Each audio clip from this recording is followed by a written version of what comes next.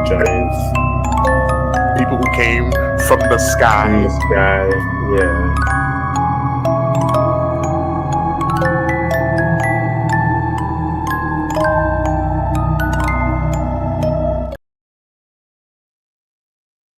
Galaxy really is so vast and full of wonder. Wow, the galaxy really is so vast and full of wonder. Yeah, what the heck, guys? You just hit my ship. Crap, I didn't see it. How did this happen? It's an infinite abyss. Is it bad? It's gonna cost at least 400 kublars. I don't know the conversion on that. Oh, it's great. You just gonna clip my ship? I know. Tell me you got no kublars? Do you have like spaceship insurance or something? Spaceship insurance? There's no traffic. It's a cosmic chasm. I saw the whole thing, and I just want to say, as a space biker of 20 years, you both are in the wrong because... All right. Okay. Get out of here. Yeah, we're good. Do they suck where you come from too? Oh, yeah. So what do you got from me? What do you want? You got any fusion cores? No. Prismatic cubes? No. Valerian ore? I think you're just gonna keep getting disappointed. You got any gum? I don't. Mints? Do you have mints? This is so embarrassing.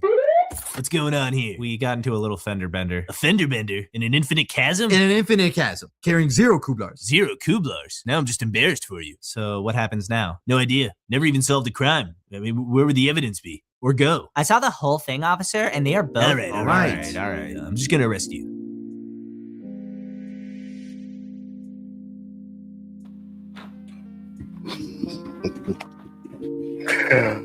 Oh, funny times. Only the internet can think of something like that.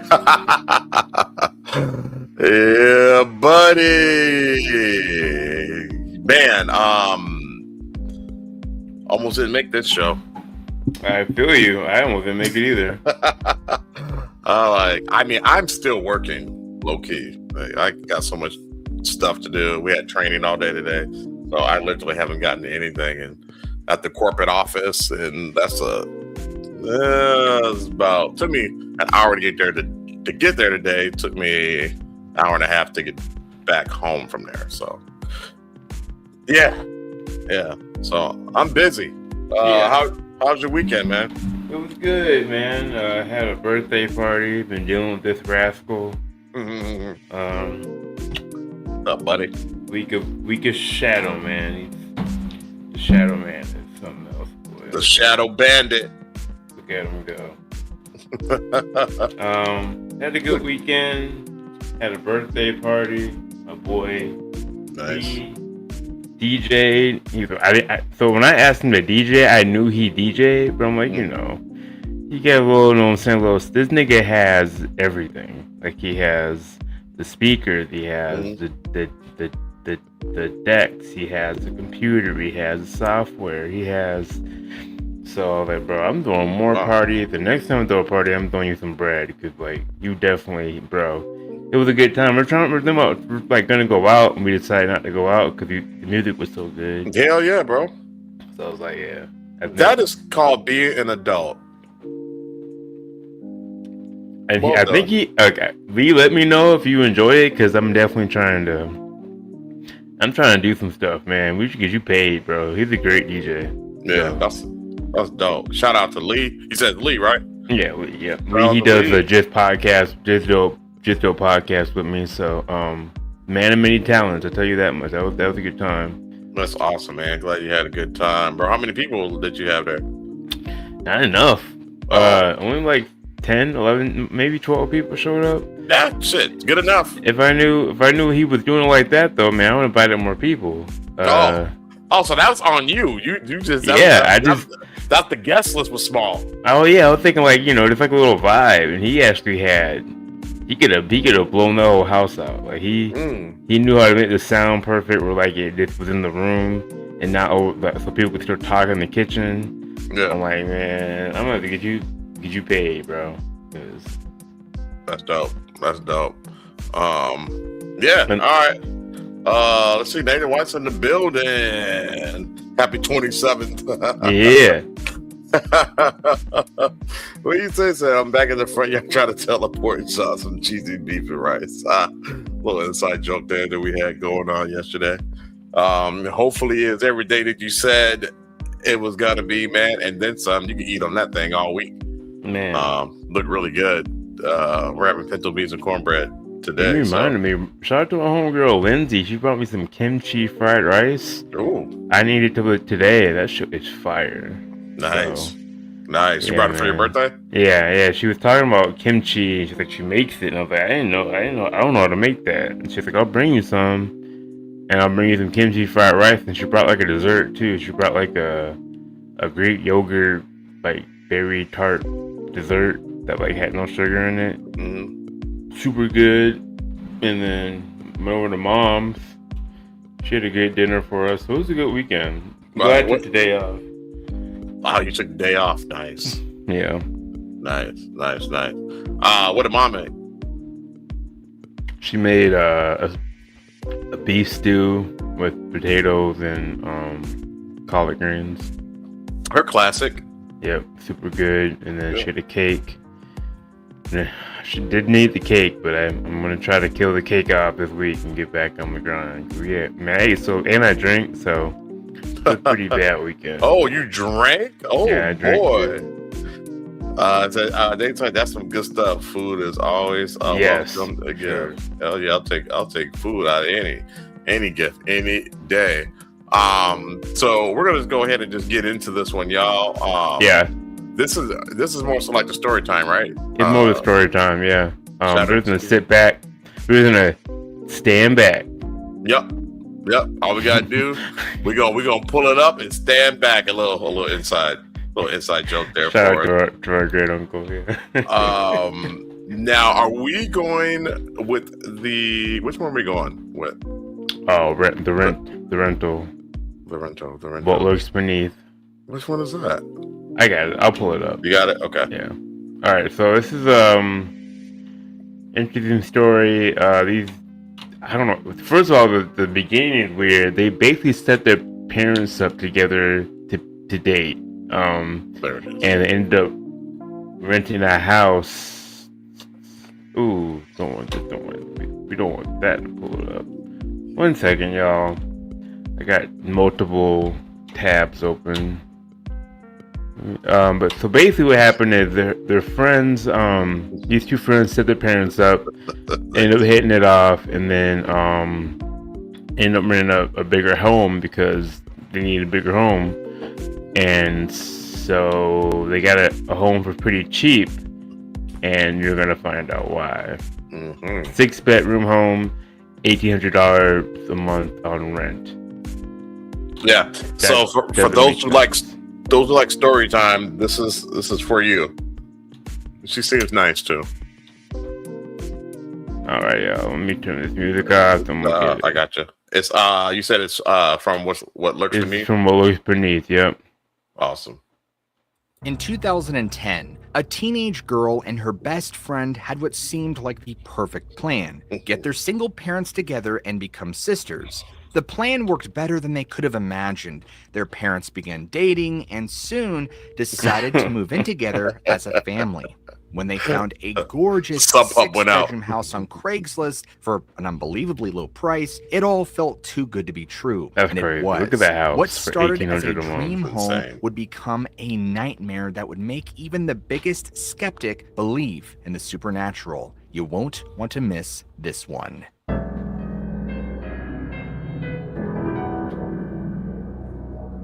Okay, so my name is Allie. I live Hi, in Allie. Aldergrove, British Columbia. Oh, you know that story? So I Nathan? have what I think is a bit of a crazy story. My dad, who is a major skeptic, he I should have became figured you a knew this one. definite believer after this situation. Started in it was the September of 2010. I had a best friend, and when we were both, she was 14 and I was 15, my dad was single and her mom was single, so we thought that we should do the ultimate thing and make our parents together. And then we could not only be best friends, but we could be siblings. Parent so trap. we did that, and it actually worked, and our parents dated for a while, and then Wait, that's the actual parents? No. Yeah, that's them. Okay. That's actually them? Picture Allie's father and stepmom. Oh, okay. All right. So we did that, and it actually worked, and our parents dated for a while, and then we decided let's all be a happy family and move in together. But the house that they were living in was too small, and the house that we were living in was too small, so we decided to find a house together. And we had picked Alder Grove. And at that time, Craigslist was the place to find. You know, I always turn my phone off when I do the show. So that's where we went. We went onto Craigslist, and we found this home, and we went and we looked at it, and it was gorgeous. Like, I couldn't even imagine living in a house this nice. I couldn't understand how it was the price that it was. It was only $1,800 a month to rent. And it was a huge house. It was 6 bedrooms. It was in a U shape, and then it had a hot tub deck in the middle, and all of our bedrooms had either French doors or sliding doors onto the patio deck. It was just very unique, very gorgeous, on a huge amount of property. The backyard, like where our French doors opened up, there was a hill, and it went down, and they had like a lake in the backyard. It was absolutely gorgeous. We obviously were like, yes, of course we're going to take this. A lake in the backyard. And then when it came to moving day, the owners were like, oh, do you want a bed? Do you want a couch? They basically were like, here, just take all the furniture. We're moving to the Baja.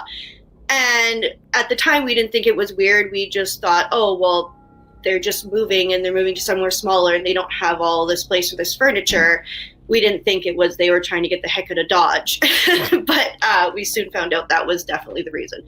So we moved in, and everything was fairly normal. We had a Halloween party in October, and we invited a huge amount of people, like my friends, my sister's friends, my dad's friends, everybody. It was probably around 100 people in the house. Damn. And like around the area. That's how I thought your birthday party was. A week later, me and my sister were home, and we heard this massive bang. Like the whole house went bang, and all the animals were like, my dog was barking, and the cats were standing, and all their hair was like standing on end. And my sister and I were like, what's that? Like, what was that? And we couldn't figure it out. So we were like, okay, well, that was really weird. I guess my sister, she had heard whispering, like when she was in the living room, she heard whispering like the days following. And a week after that, she moved out. So anybody watching who's like, you know, you're a skeptic, or you know, you're not sure, if you hear whispering, for the love of God, move. Get the fuck out. If you hear whispering and no one in the house, and you can't pick up what the words are, you're doing your best to pick it up, but you can't pick it up, leave the home. Get the fuck out. Get out. Get out. Get about and out. It sounds like her friend didn't need that advice from you. It sounds like that she went in and she's like, oh, okay. Oh yeah, that's what we doing? Yeah. Peace. I'm out. Smart girl. She was like, you guys are crazy for staying in this house. Like, I'm leaving. And she moved to her dad's house. Gone. So then it was just me, my dad, my stepmom, and we had a tenant down below. We had the living room, and then it had a spiral staircase down to the basement. It was an unfinished basement, off to the side. So not only did they paying $1,800 a month, they got a tenant they were saving hella money. Hella money, bro. I would have dealt with some ghosts for a while for that. I mean, and they said this house was beautiful, man. You know, with the sheer size of it, and you know, at the pool. You said they had a hot tub too, right? A lake. Oh wait, $1,800 a month. We'll figure it out. We'll figure it out. Side there was a room, and in that room was kind of like a studio apartment. A very small one, but that's where he lived. Probably about a month later, I was in the living room, you got is badass. And I hear what sounds like someone coming down the hallway, and then come into the kitchen, open up cupboards, turn on a tap as if they were getting like a drink of water or something. And I'm like, oh, Dad, like, I asked him a question. I don't remember what the question was now, but I asked him something, and I didn't hear a response.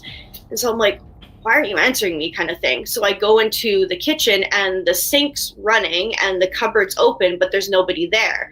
So I'm like, oh, well, maybe he just left or something. But then I clue in that I hear the lawnmower running, and he's down, like way down in the lawn, like way out in the field mowing the lawn. There's no way he could have made that time within like 5 seconds.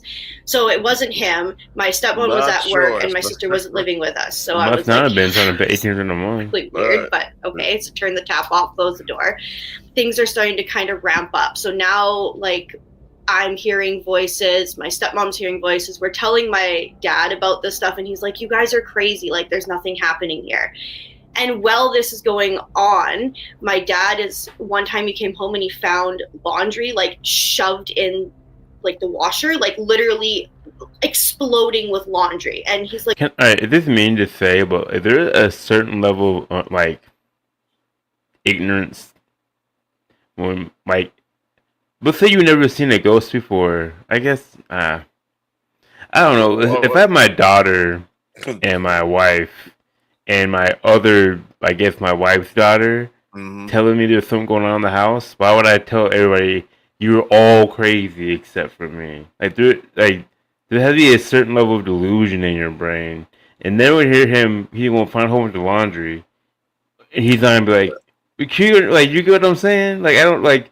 Not calling the man dumb, but there are some people who hardly just don't believe in this stuff. Like, if you go into the comments on a lot of these storytime videos, like, there are people who absolutely don't believe it, and their reason is they don't believe in ghosts. They've never seen one. No matter how many stories they hear, they just outwardly just flat out don't believe it. So it doesn't have to be a ghost for me to understand that something weird's going on, though. You know what I mean? Like, it may not be a ghost. It may not be supernatural, but it's something to the point where I don't know what it is, and I don't want to. I'm not going to deal with it, and I have people telling me that they're dealing with it. Yeah, you get what I'm saying? Like, I may not. It's not a haunting. It would depend on how they're selling it to them. Like, are they selling it to them like it's a haunting, or are they selling it to them? You know, it's just weird stuff is going on. What did Nathan White say? He said they aren't ignoring it. They just have never been around it. Like good barbecue. I can't think of anything like I can compare it to. But if someone's like, I don't know, we be all you know, we be like, okay, for real, ooh, something's really going on. You know? like when people feel like, oh, like, you know, you shouldn't run from bears or whatever, or like because bears aren't trying to hurt you, but. I don't know. I can't think of a good analogy. But, like, if someone's like, hey, I've dealt with bears, you should run, or I've dealt with bears, I did this, I would do with I don't know. I would do with the person who's dealt with some of that before, whether I believe it or not. I don't know. I guess it's a bad analogy, but I can't think of a good analogy. But, like, because you haven't seen it before doesn't mean that, like, you shouldn't, you know what I mean? You shouldn't take heed to someone's warning. Well, look at what Nathan said.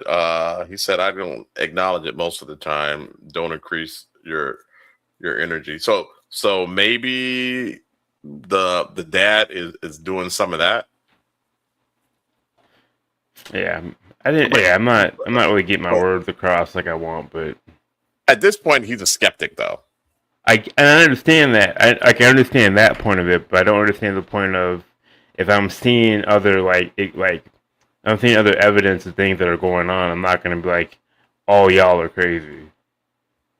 I guess is what I'm saying. I don't know. Yeah, you're not because you have critical thinking. I get it. Whatever. Looking through the clothes, like, where did this stuff even come from? Like, this isn't Allie's. This isn't, like, my wife's. Like, where is this clothes coming from? And so he's thinking we're doing all these weird things, and he comes home and, like, the taps are on, and, like, the bathroom was flooded one day, and he's like, what are these girls doing? Like, get your head straight kind of thing. So then this is progressively, things are ramping up. And so now my mental health is depleting. Even when there wasn't something happening, you always felt like something was watching you. And if you didn't feel like something was watching you, then you would have a nightmare. Like, it was almost every day something was happening. I don't know about Morgan because she had left so early, but for me, I had horrific nightmares, and I don't even know how to like. Yes, of course, the typical like demonic nightmares, and something's watching you, and there's something dark around you. You just kind of dream of shadows. But there was also these really, really, the best, I know it's swearing, but like mind dreams. Like they were horrible, like things you don't even want to talk about, like just completely messed with your mind. And when you wake up, you're like, is that a reality?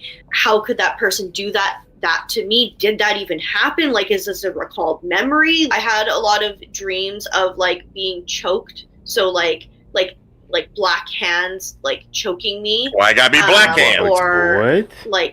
like there was a lot of dreams where I would be laying in my bed and there was like dark shadowy figures around me, like clawing at me, grabbing at me, like pulling at me.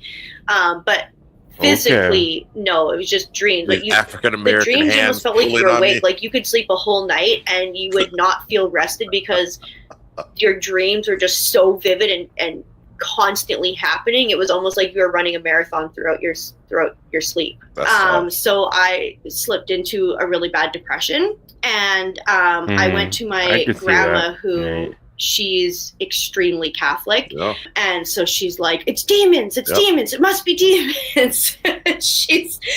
So she came over and she did an exorcism because that's what she thought this was. So she's literally running around the house with holy water and rosaries. And my dad is thinking these girls are crazy. What is going on in this house? Which ended up, I think, provoking whatever it was. So nothing had got better, and I wasn't really sure if this was reality or if I was going crazy, because my dad is saying, no, you guys are nuts.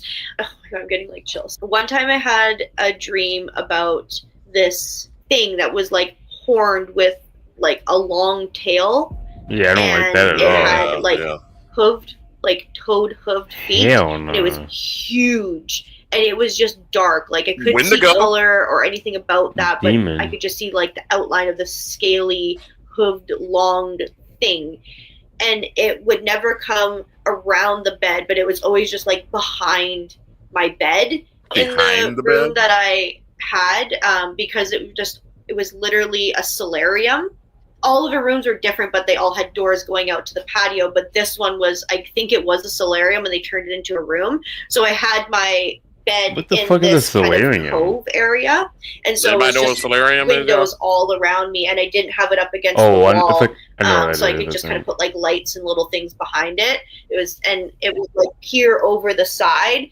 Like you could see like the outline of scales slightly, but it had like a yellow eye, kind of yellow, more like orange, but just looked evil, like just so evil. I would do that thing. The thing that like was the pivotal moment of I made entirely of glass, going completely bonkers, or this is like a parallel universe or something. Was I was in the shower. You know how I was saying like the water sometimes like would be left on and the bathroom would be flooded, so there was a lot of activity in the bathroom. I want to be in a house like that. Wendigo can go in the house. It sounds like a demon. Is where the best loving takes place. Yeah, and everybody can see you because it's all glass. Yeah, that demon thing for sure. Yeah. You're gonna be in the shower with it. What? Well, we had one bathroom that had a shower. We had like 4 bathrooms, but only one of them had like the shower in the bathroom and stuff. So anyway, I was in the shower and I could just feel something behind me. But again, I'm trying to just say, oh, it's all in your head. It's all in your head. And then I felt something touch me. Like I felt a hand go down my back. And You're a freaky little demon. Like I know it was a hand because she it was cold underage. And I could feel 5 fingers and I felt it touch my back.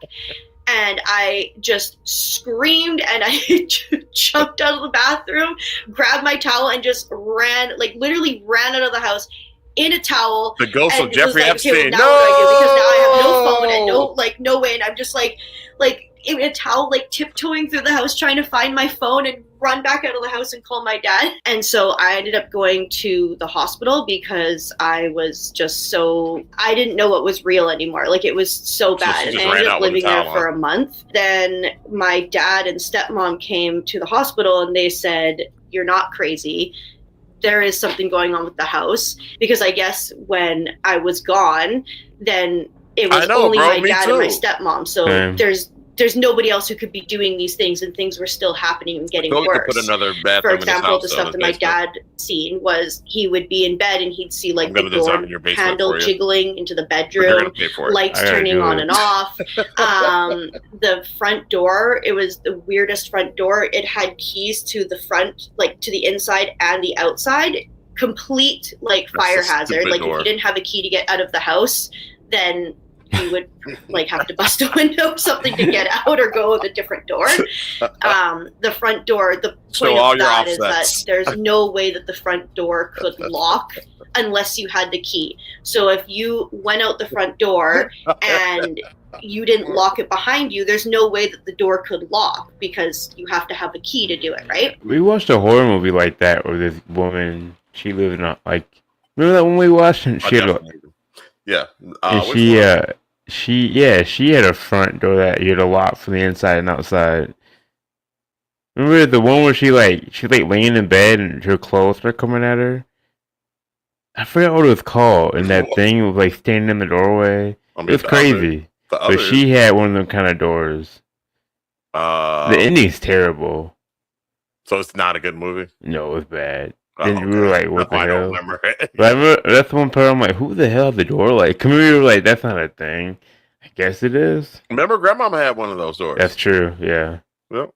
Anyway, so he had went out and the door would be locked, and he like to come back inside, and he's like, what? It's like the door's locked, I'm home alone, like what is going on here? And he's like banging at the windows and stuff like that, and he saw a shadow like pass by, and he's like still going at the door, and all of a sudden the door unlocked. And then he was like, what is going on? Like, my dad's friend, who was the tenant, he lived downstairs, and unfortunately he's not alive anymore, so we can't really ask him, but he would not talk about, he only lasted a month, not even a full month, actually. He gave some excuse of like, oh, I want to be in Surrey. My dad's like, well, you work all over the place, like, you know, and he's like, no, I'm moving. And then a few years later, when my dad was talking about the house, he said, yeah, I had experiences. He's like, that basement was, all of us were terrified to go down in that basement. It looked like they had it as set up as a shop, like the old owner had it as his shop. And so along the front side, it was like a workbench that was physically built in. And then to the right it looked like there was more like turntables, like music stuff, like all from the 70s.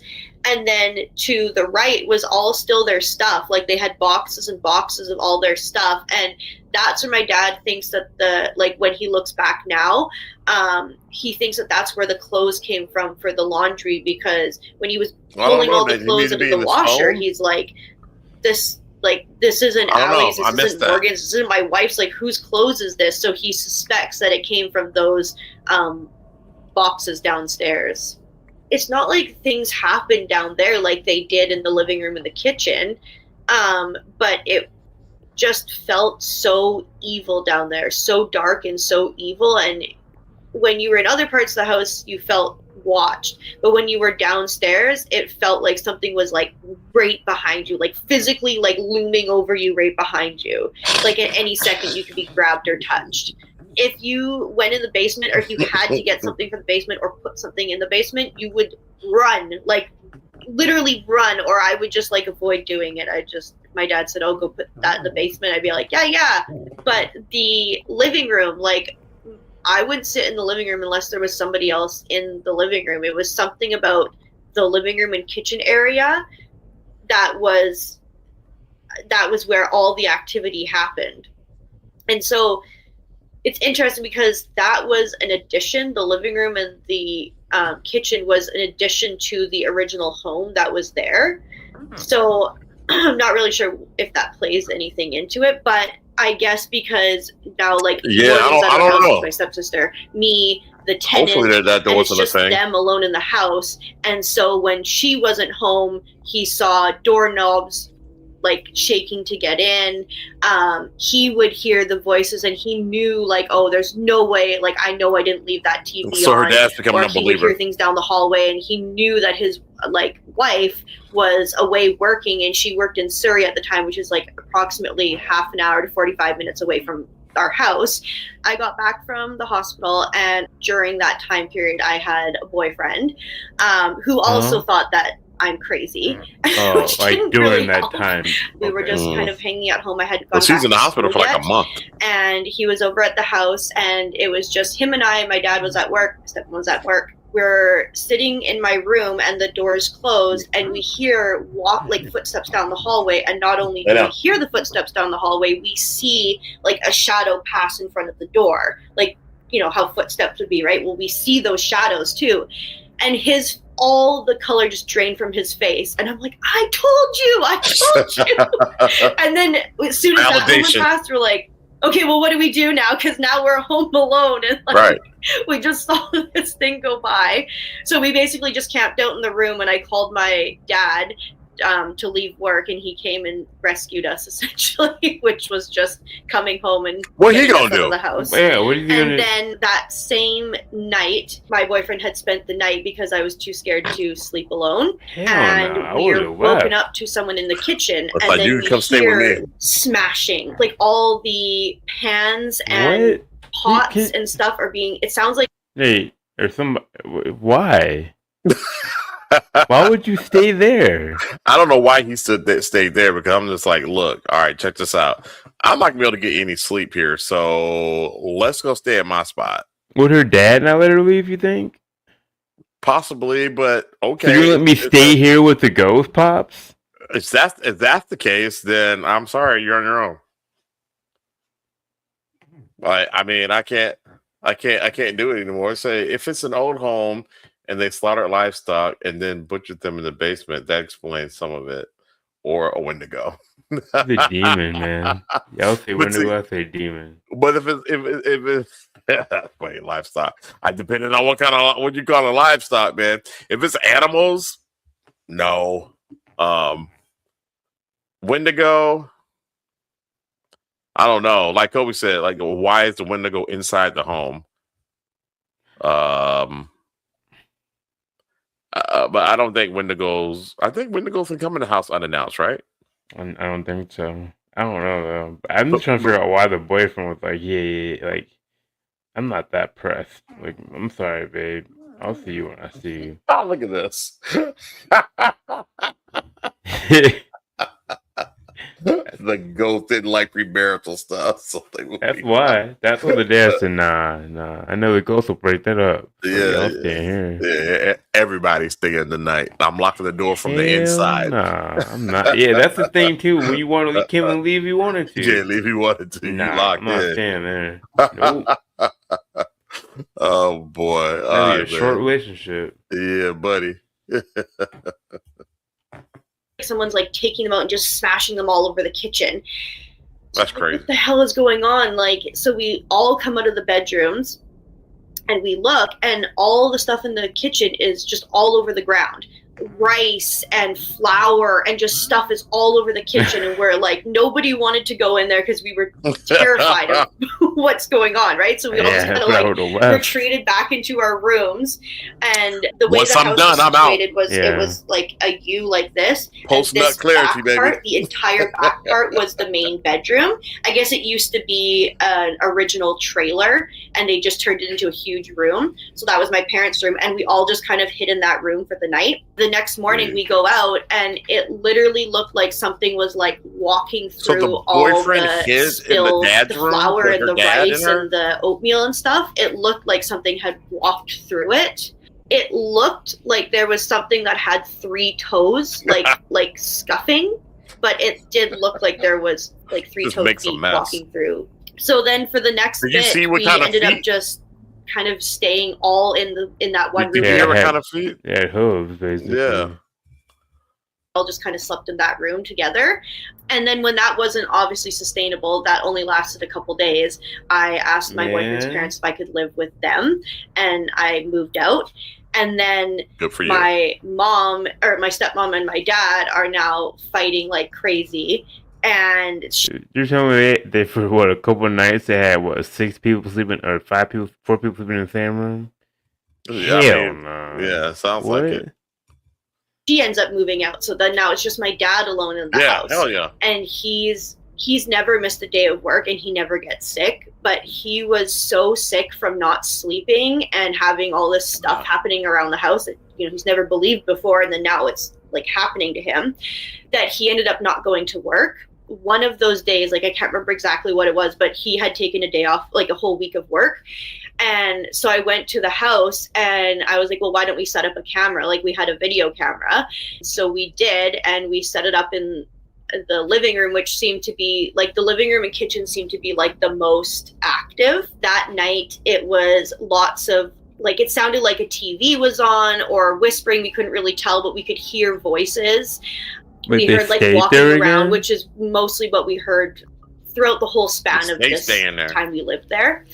The next morning we checked the camera, and so where the camera was faced, there was this wall, and at the back of the wall it had a built-in record player, because it was a very, very old house, and it had like, you know, that orange stained glass from the 70s. It had that and had lights behind that, and so the lights were always on, and then it had like a chandelier. It looked like something had passed in front of that because it looked like the lights were kind of going in and out, and then off the living room was where my bedroom used to be, and the door was like half open, and so we see this something pass in front, and then we see the door kind of open, and we're just like, like this is real, like this is actually like we caught this on film.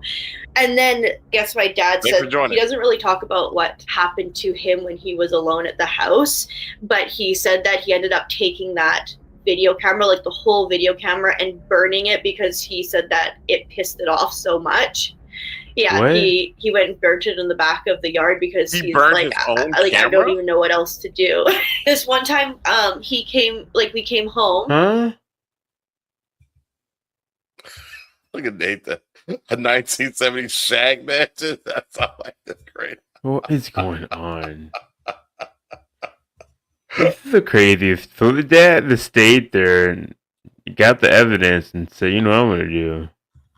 I'm gonna burn it. I'm gonna burn. Why don't you just leave the house? So that doesn't even make sense. I don't know why. You're not even paying that much rent. You're only paying $1,800 a month. I would have left. Right. It's whatever. This is dead. I can't stay here no more. I don't know how it works in Canada. Someone could tell us. Was it in Canada, or I thought that they lived British in the Columbia. States, but British Columbia. Okay.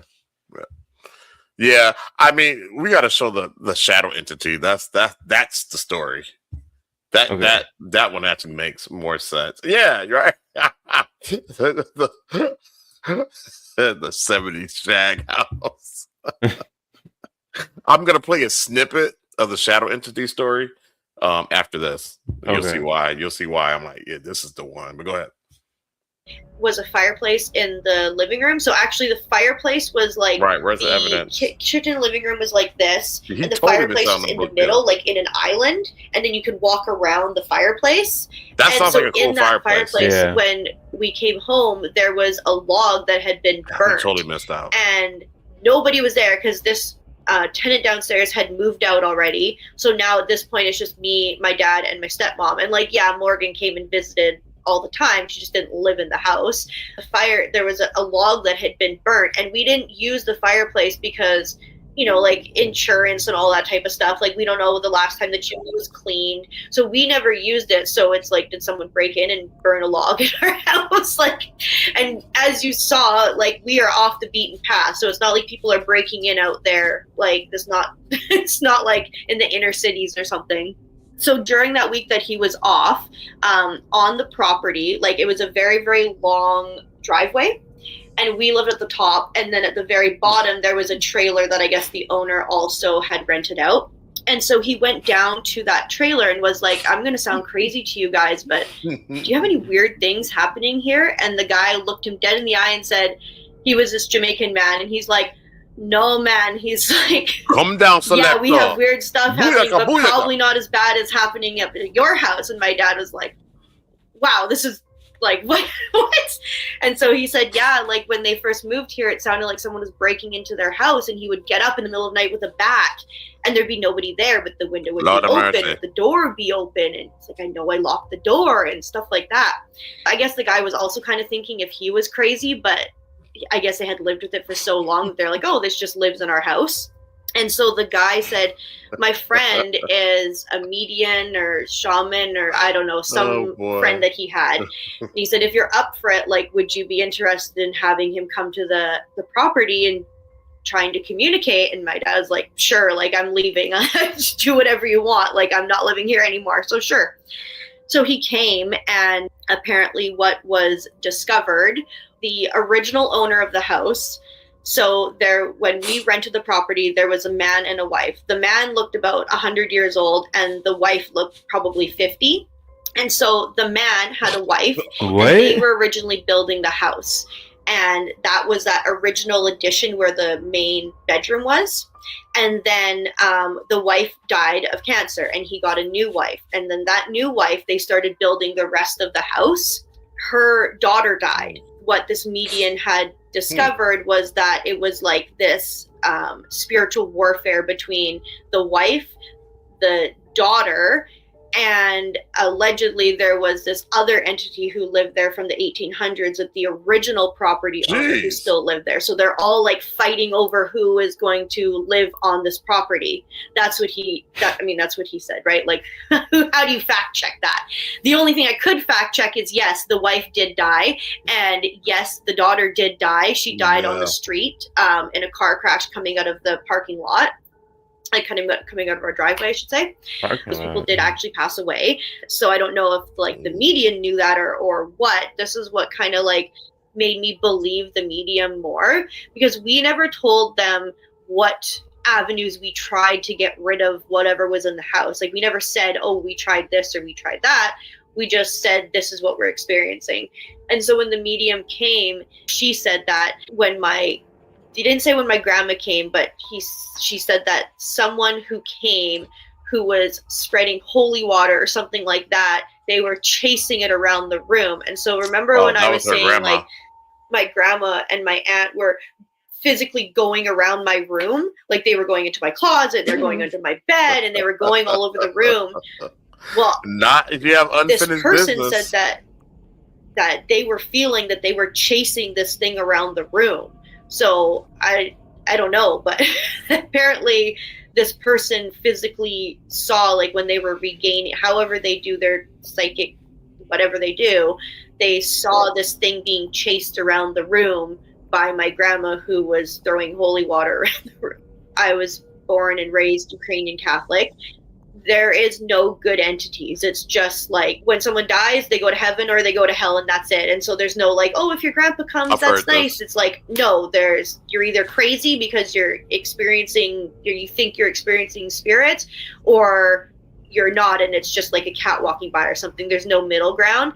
And so even if there was a good entity in our house, like, not, how do I say this? Not good, but just like someone who's passed on, my grandma still would have done the things that she did, because in her mind, she's trying to pass them along or get them to where they need to go or get them out of the house. So I don't think my grandma physically knew what she was doing. She was just trying to get something out of the house. Before I had went to the hospital, before my dad had said, oh, this is reality, my dad was at the grocery store in Aldergrove, just like at the local grocery store, and he ran into a friend from way back when, like someone he knew in high school. He's like, oh, hey, how's it going? And like, oh, what are you doing in Aldergrove? And my dad said that, oh, we moved here and stuff. He's like, yeah, my dad was describing, oh, it's this beautiful house, and it has a lake, and there's fish in it, I can go fishing, and he's just talking about this house, and the guy says, he starts describing the house. He says, is it like a house? It's got a U, and there's a hot tub deck. And my dad's like, yeah, that's the house off 10th Avenue. Yeah, he's like, oh, I heard some crazy went down at that house. Oh, sorry. But he's like, oh, like, what do you mean? And he said, oh, well, yeah, I went there to do some electrician work, and it was my day off, and so I went there with my wife.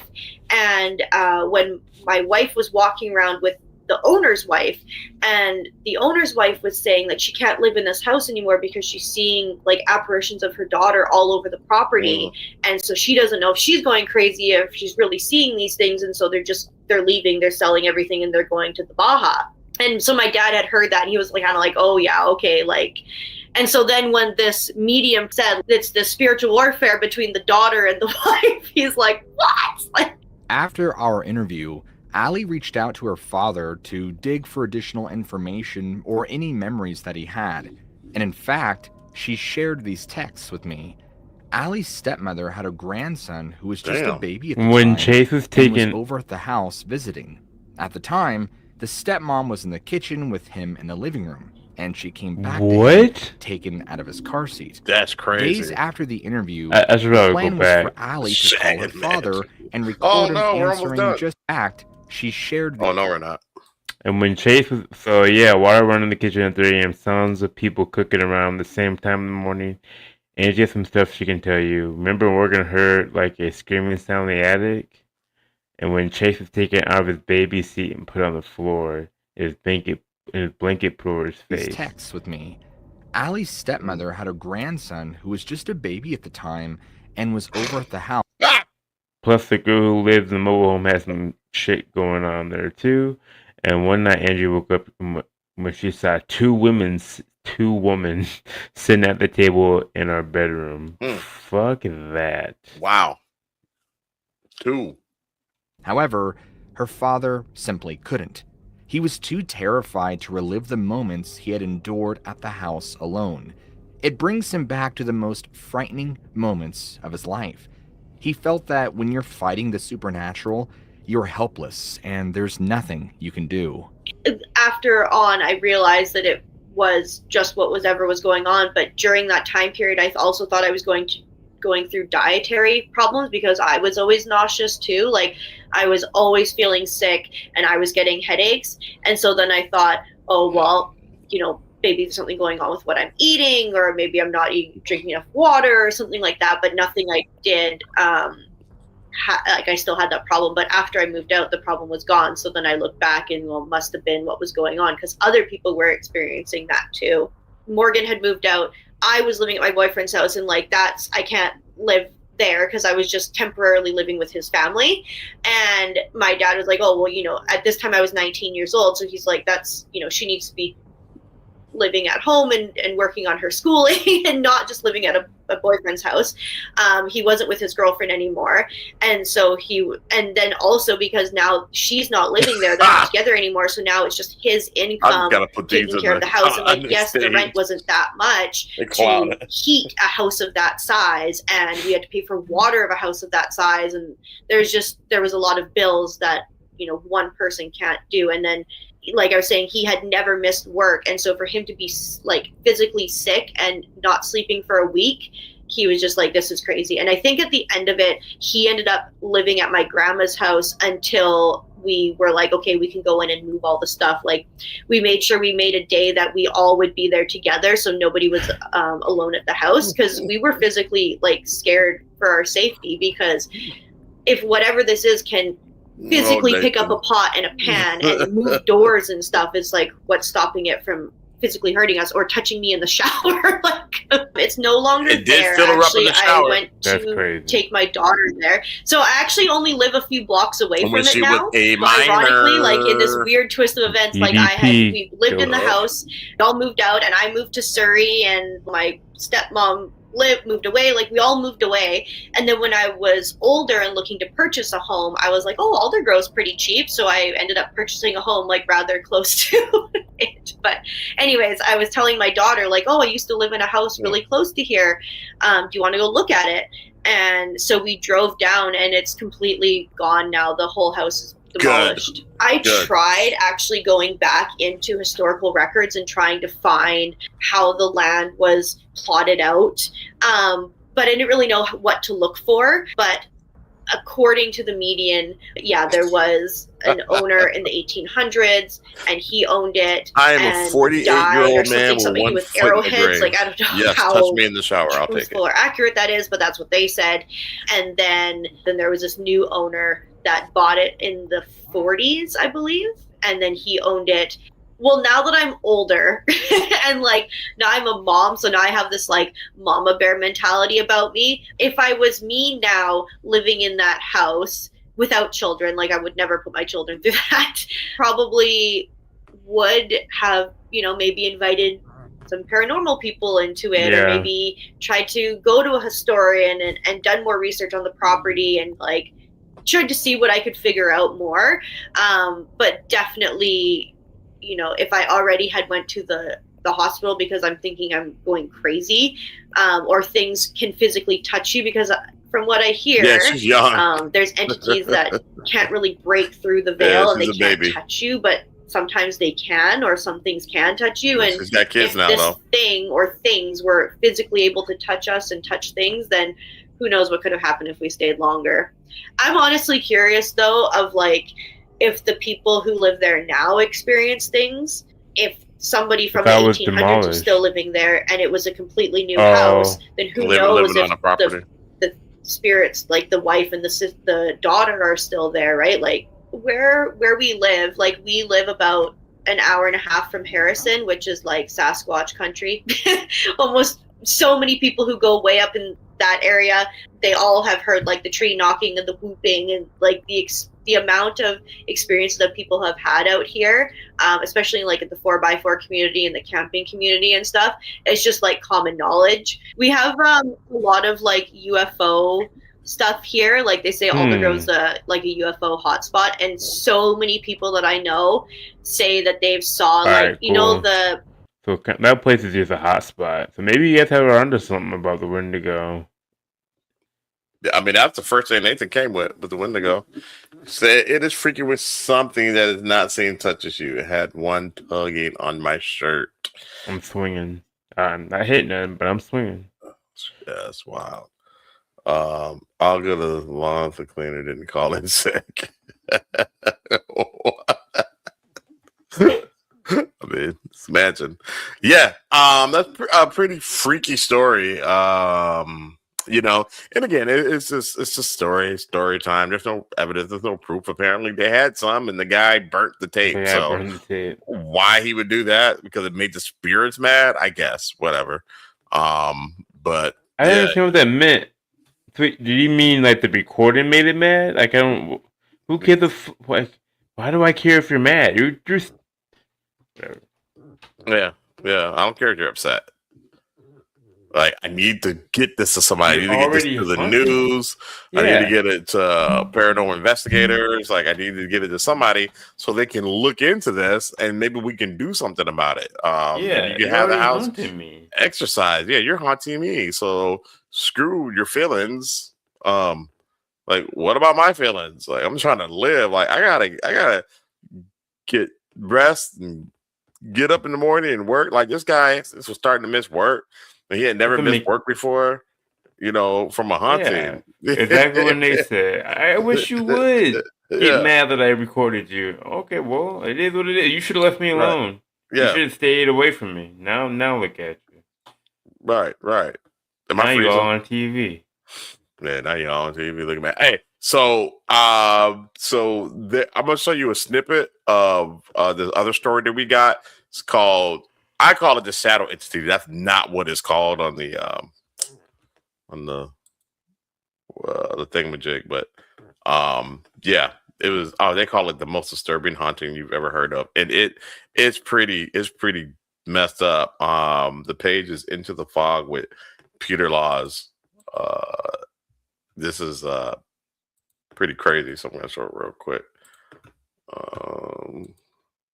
I see your comments, y'all. I'm just trying to get to here. So I'm just gonna show a snippet. This is when this guy had an encounter with the basement door. They just quick synopsis. This kid, he went to visit one of his dad's friends and his, at his friend's house or whatever, and his dad told him that the house was haunted, and the kid went to explore the house while he was visiting and ran into this shadow creature or whatever, and the thing followed him home and tormented their home for years. And this is one of the best parts of the story. Followed him home? Yeah, followed him home. Yeah, followed him home and tormented this house and their entire family for years. All the way up until like adults. And I believe it was like 12 when this happened. He was a big kid. He was, he was this kid could have played center, for somebody's line or center or guard. Like, he was a big dude. and this is the time that he had an encounter with this entity at the basement door. So I'm gonna go ahead and play it now. Said it was like a cold wash of dread that just flooded him. It was so intense that it almost threw him into instant panic, because he had the sense that whatever emitted these horrendous feelings was coming closer than ever, just beyond that awful basement door. So he moved quickly. He had no desire to touch the door handle, but he had to lock it because something he believed was coming. He reached for the doorknob and curled his fingers around it to lock it, and then he snapped his hand back in a spasm of shock. It was the handle. As soon as he touched it, it twisted in his hand. Something was turning it from the other side. Whatever was beyond the door was right there, and it was coming. And there's out nobody in the right basement now. When he saw the widening crack in the door as it started to open, he threw himself at it and pressed it with all of his might and all of his weight, bracing his feet, his body against the panels, pushing with everything he had. But the door kept Now moving. he weighs like two said that he was something. staring down at his legs, and it brought this terrible sight. His feet were starting to slide back across the floor as this force kept pushing and pushing. Now, at this point in his life, he had grown to about 250 pounds. So this was a solid kid, yet he told me that the force beyond the door was pushing him back, quote, like I am a greased toddler. When he realized it would be impossible to stop this force, he couldn't do anything else but run. He certainly wasn't going to face it, so he ran away, screaming as he went for his dad, not daring to look back, especially when he heard the heart-stopping snap of the door as it slammed fully open on its hinge. Was it racing behind him right now, arms grasping, pulling at his hair? His dad, Dale, was in bed at the time, but he heard the scream. The whole street heard it. Anthony had never reacted like this. It was totally deranged panic. So Dale leapt out of bed, and immediately he grabbed his gun. He ran to the basement door, gun in hand, to find the door was hanging wide open. There was nothing standing in the doorway, though. Did that mean that whatever had pushed through was now stalking through the rooms of their home? Or had it crawled back to its nest in the basement? We gotta play that next.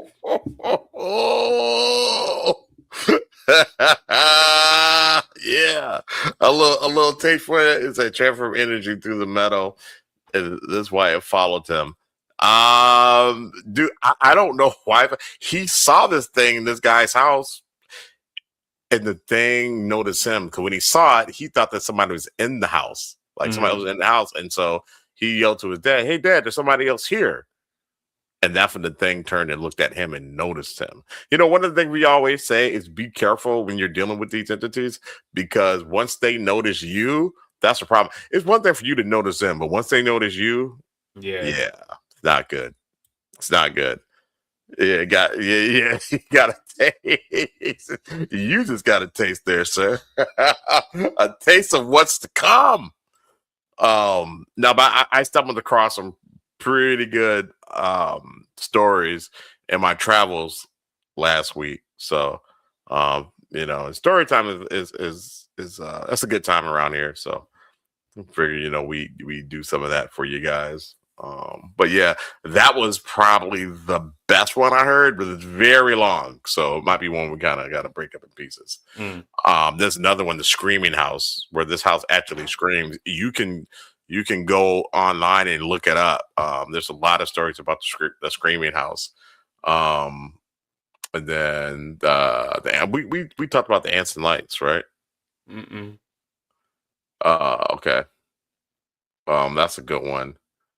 I think that's in Texas as well. Have any of you guys ever heard of the Ants and Lights, where you can go to this place in Texas and I forgot what you do. I think you call out to it. These lights will show up, and people say that it actually goes down. These lights will show up, kind of like that one place you heard about the car that you stop the car by these train tracks and just put it in neutral, that your car will be pushed across the train tracks. Yeah. What's that place in Pennsylvania? It's like like a mile. It's like a 13-mile stretch, and it's like rules. Have you seen that? It's like rules to this road. Like you Yeah. don't look out, or don't look out the window. Don't look in the rear view. Yeah, Make sure you gas up. it's like Appalachian Mountain rules. Yeah. Yeah, I can't think of it right now. Sometimes, like, the landscape will change. Could you imagine that you're driving and then the landscape just shifts on you? Fuck. Like, what kind of Twilight Zone crap am I in? Man. Yeah, pretty gnarly stuff. But yeah, I mean, we kind of started this show with, well, the idea was to talk about things that go bump in the night, and we kind of, got into other things like that. So I do like to revisit that piece, original idea of it, every now and then. These are some pretty good stories. There's another thing I want to look into, the atomic line. Remember that ChatGPT thing, Ed? I made like the other humans, and it was like talking about all the different. I want to. There's a video that I think I saw about that we need to check out. I never even heard of that before. The atomic line. That's the perfect man. Mm-hmm. Yeah. See, that's the stuff that we got into. So we got away from the bump in the dark, the thing to go bump in the dark type stuff, because that's not scary. It's just super interesting. But yeah. So sometimes I like to get back to what the original idea of the show was. But the atomic line, that's some pretty cool stuff. It was and they don't longer they're our ancestors, but they're different version of Homo sapiens. We don't live as long as they did. Because they're perfect. Right. Oh, what did Benno say? My class just came in, guys. We'll explain the lesson today. That's why I've gone quiet in the chat, in case you were wondering. Oh, sweet. Nice. Sweet. You're a teacher, man? Teaching, you're developing young minds? That's awesome. I don't think I knew that. Did you watch our weird ass podcast? Yeah, you watch our weird ass. Thank you for that. So we should probably just go ahead and because I gotta log on and start working here in a little bit. You're yawning too. Yeah, so we're gonna go ahead and get into a segment which we like to call Game for the Game, where we find just interesting reels, usually not about things that go bump in the night. Sometimes they do, but usually it's just not, just cool shit that we see, and we kind of discuss briefly, or not, and we move on. So the first one is called, I don't know what the first one is called. I don't know where I am. There's no video. Go concussion. So this is from Mr. Ballin. Shot calling.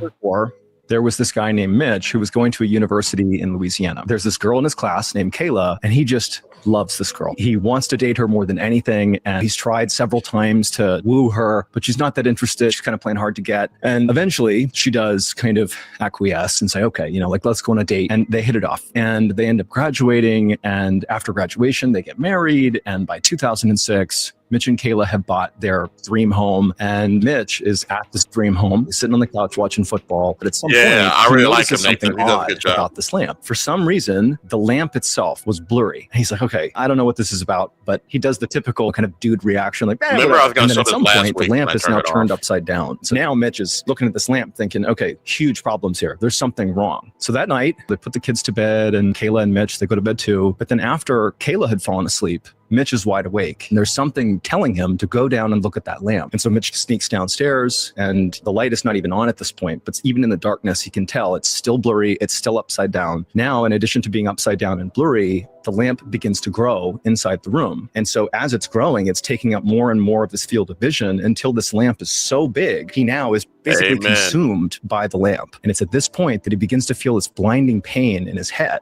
And he doesn't know where it's coming from. And then he hears a ringing in his ears. And then all he hears is just people screaming everywhere. And it's total darkness. The lamp is gone. And then he opens his eyes and he looks around. And he's surrounded by a sea of people. that are all looking at him, and he's on the ground. It's broad daylight. He's not at his house anymore. A police officer comes charging through the circle, and he grabs Mitch, and without saying anything, he lifts him up, a grown man, and just runs with him to his police car. And the whole time, Mitch is like, where's my wife and kids? What's going on? And the police officer was like, sir, you just hit your head. I'm bringing you to the hospital. And so ultimately, he discovers what's actually happened. Mitch was a senior in college, and he got tackled by a football player, and he hit his head on the ground, and he was unconscious for a fraction of a second. And in those seconds, his brain constructed an entire life with a wife, with kids, with the white picket fence, the house. None of it existed. He never had a wife. He never had his kids. They are not real. And so he had to grieve the loss of people who never existed, and it wrecked his life. In 2004. Not the first time I've heard something like that. Yeah, that's a dope story. I've heard that story before. Yeah. We may have shown it on here before too. I don't think so. That's okay. Crazy. Yeah. Your brain is. I mean, me and Dad got into it a little bit, but Lauren's like, we gotta go. You and Dad start talking about Anunnaki and it's blah blah. But like, we were just talking about like all that, like the brain and religion and it's crazy shit. Anyway, all right. So yeah, here's an interesting video. It is called what? Why is it? I don't know why my notes do this. Naive realism.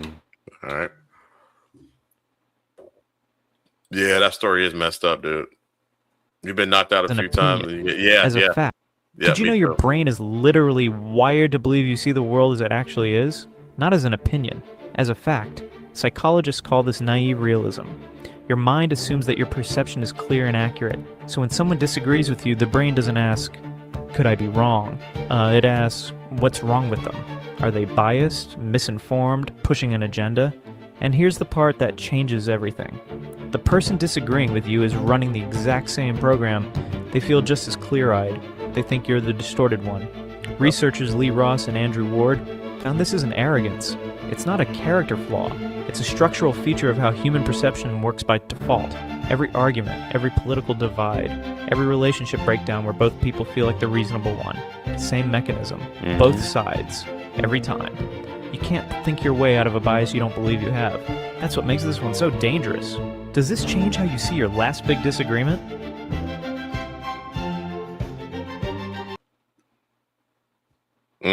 That's cool. I don't really have.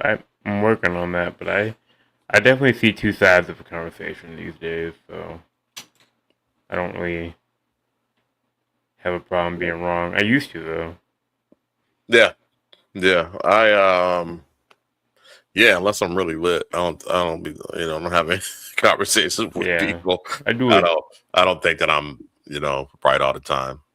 Only time I do hold strong is if I'm arguing from a less harm standpoint. If I'm arguing for a group of people who are, marginalized, I stand firmly on that most of the time. Yeah. But I've done the research, so I know most of the time I know what I'm talking about. Right. And I'll let it go at some point because some people aren't ready for some conversations. But no, because they have that naive realism. Yeah, so I have to let it go to a certain extent. I'm like, all right, well, I'm not arguing. You'll figure it out. Most people can't have that conversation. Yeah. If they stand, because you always got that, if you don't stand for anything, you fall for everything, and it's just like that's not necessarily true. No, like because you have to when new information comes in, you have to be able to internalize that and process that and understand it. At least try. Like, don't completely just block it out. Now, if it's something inherently evil, crazy, obviously, use your discernment. But yeah, I think a good example of that was when we were discussing. Women being able to lead a country, and me and you were kind of like arguing for, we think it could. It took a few of them guys, and they're kind of like they couldn't really understand why we have that opinion. You know what I mean? Right. I'm like, and we just had to kind of like let it go. Essentially, with what you said, well, hey, we've been doing it forever. I don't see the issue. Let them try it, which is a good way to kind of end the argument at the same time. Because it's true. Like, well, how do you argue against that? So right. We've been doing the patriarchy thing. It doesn't work. It doesn't work. So, I mean, are you wrong? Could you be wrong? Could you be right? We have no idea. But you could be right. It could be Right. very emotional, but we haven't seen it either. And that was coming from a point of, well, we know men are emotional. We see it all the time too. Oh, So yeah. I mean, you see it on Capitol Hill like all the time. More now than ever. For sure. Yeah, for sure. Like these are big babies. Yeah. On both sides. In both sides. Yeah. And very like just polarizing. But also Super. you're kinda like, but you guys are working together. Like anyway. Yeah, that's like you constantly having an argument every day with your coworker. Yeah. Every day. You guys are gonna be in HR all the time. Somebody's not gonna be employed after a while. You know what I mean? Like they're gonna get tired of that. But yeah. We're not getting into that. Yeah. All right. So the next one is called Greer. I found this interesting, so I'll put it up before I do. Nathan White said, "Nothing works long term. You have to adapt to what's happening. Don't play by soccer rules." Amen, brother. Amen. You can always. There's always evolution, right? There's evolution in sports. You know what I mean? Like they've had to change rules, and because people come in and they're different. They've never seen anything like that before. And I just want to say too, before you, like, the conservative thought process isn't wrong all the time. Like we understand, like I can understand it, but I'm also kind of like, but also this can be true as well. You know what I mean? So it's not either or. It's not either or. It's both and. Yeah, both and to me. Yeah. Same. All right, let's check this out. Greer. I like these guys. Ninjas or butterflies. Experienced anything spooky? Yeah, one of the people that we connected with was Stephen Greer. We went out to his place. We're just having these meetings with him, seeing if, like, are you legitimate? Some of the guys that were out there, just witnessing to them. One of the questions that was asked, if all of these things about the crimes and these compartments and this and that is true, why aren't you dead? And he said, well, I'm protected. If anybody tries anything, they will be dealt with quickly. Stephen said that. Wow. Yeah. So the second night there, I have a dream. There is a doorway. It was very, very black. And there's things standing there. And he just says, you can have anything you want. I just start saying, I reject that in Jesus' name. And every time that I would say that, this thing started going like, careful. And so I pulled myself away, and then something jumped on me in the bed. Physically fighting. I finally get out. Jesus. I could feel this presence leave the room, go down the stairs and out the front door. Was this at Stephen's house? Yes, it was in one of the guest bedrooms. Is that the thing that's protecting him? Went home the next day, and in the dream of that night, I was back at Greer's place. Walk in his front entrance, and there's a woman standing, and she's just staring at me. She turned to this like 12, 15 foot thing. I could feel hatred. And then I looked over. Greer was this dead. Yep, don't do none of that. So another time I visited his house. I presented an edited version, and he said, oh, those are the warriors. I have these entities, and he said they protect. We felt that the reason that occurred was because I was sharing the gospel. Have you experienced anything? Cat? Yeah. He said, yeah, immediately. We don't know that. I don't know. Greer says, they're not. I don't know. Do you think Greer might be part of the disinformation? Or misinformation? Sorry. Who is that? Maybe I don't know who that is. Maybe that's something like whatever. He's the guy that who is saying that that there are UFOs and there are non-human biological entities in these UFOs and this and that, but nothing seems to happen to him. Like, if he's a whistleblower, they haven't taken him out like those scientists that they keep taking out. So, what's the difference? Like, what does he know? What is he saying that they knew that they didn't say? And then he thinks that Stephen Greer is working with the demons. He thinks Stephen Greer is saying that Stephen Greer is being protected by something. We don't know if that's a demon. We don't know what that is. Right. He called them the Warriors. That was Stephen. But Greer but in play. One of Kobe's favorite movies. So yeah, I don't know. And even on the scientist thing, like, again, we're just having fun at with conspiracy theories or whatever. That could just be a thing. You know what I mean? Whatever, man. People die. Missing, people pass all the way. I believe that. I believe that. You believe that? There's something going on. I don't know if it's what they like, if it's anti-gravity technology and all that, but I do. There's something they're trying to hide. Something's up, huh? Something's up. Folks gone missing. Folks going missing. All right. Next one's called. Is it called flock cameras? Flock cameras. Yeah. Flock cameras. Yeah, I would never get one of these. No, it's too big, brother. All right. See what flock camera is doing now. No, what's come out? A lot of cops are resigning or forced to resign because they're speaking out against this flock camera system. Good for them. Something that just came out is that flock cameras, not only do they do facial recognition, but they have this capability now for their AI to instantly link up to your Bluetooth in your car, whether it be your phone or your headphones, and then be able to track you anywhere. That makes absolutely zero sense. We keep seeing more and more We're videos not of these flock committing any cameras crimes. falsely accusing people who are completely innocent, who have footage of them at other places. All I'm saying is there's copper in there. We're not saying go cut these things down. I'm just talking about the potential shortage of copper. I heard a lot of people were buying those green laser pointers and it's frying the system. You guys shouldn't do that. No, of course not. Oh, because don't that do would that. work. They would stop working if we did It's that. illegal. Yeah. It's illegal. You should not do that. Did you? Should totally not do that. Yeah, totally don't do that. And Big brother. There's some interesting stuff going on. We talked about CERN the other day and how they're working on the particle accelerator, and people are talking about how it feels different. And I'm like, I feel it. I don't know. It feels like the days got normal again. If that makes sense.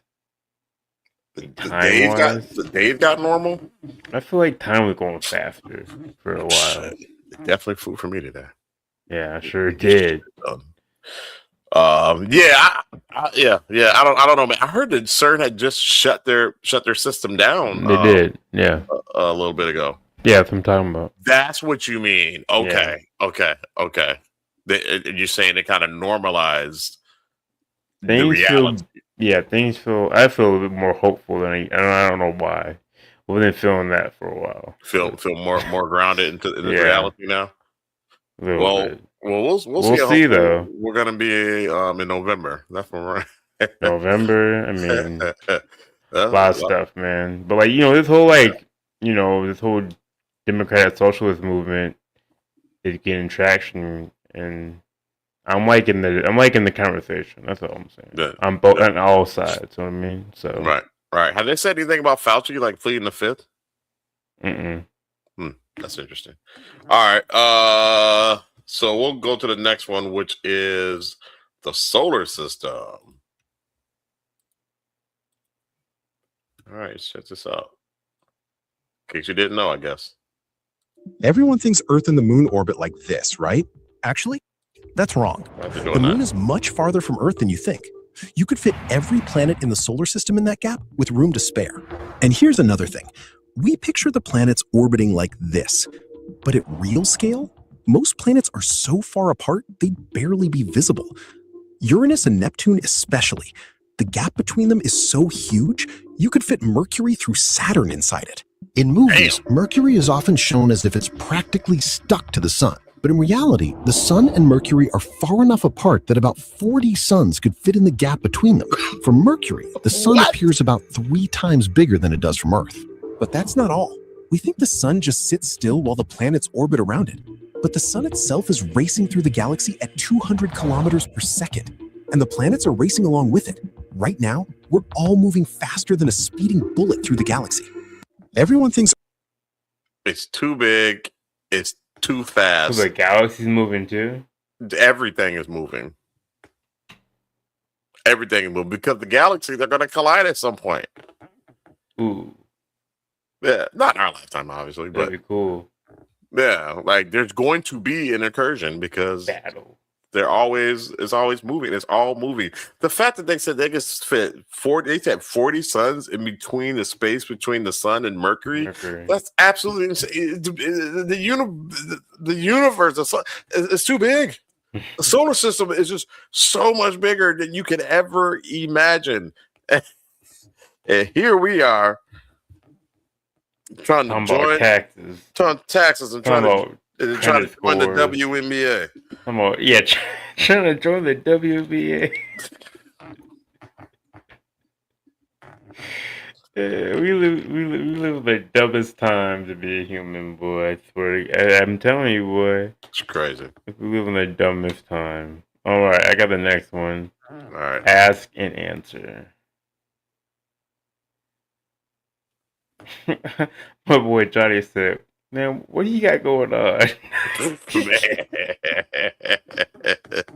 For real, I said, "I don't know. You lost the plot, bro. I don't know what's going on." That's crazy. Texas that actually responds when you call it. Outside Anson in Jones County. Did you know there is a ghost in Texas that actually responds when you call it? Outside Anson in Jones County, there is an old cemetery called Pioneer. It has been there for over a century, and for more than 60 years, people have been driving out there on moonless nights to do one thing: flash their headlights 3 times, and something comes. Witnesses describe a soft, floating orb of light that rises from the field and drifts toward the road. It gets close, sometimes very close. Then it disappears, every time. AI. The story behind it is a mother who died searching for her child in a storm. She never stopped looking, and somehow, she never got the message that the search was over. What makes this different from most ghost stories is that this one answers back. It does not just appear, it responds. That is not a haunting. That is something else. Church groups have gone out there. Investigators. Skeptics who came ready to explain it away. Nobody has explained it away. The light still comes.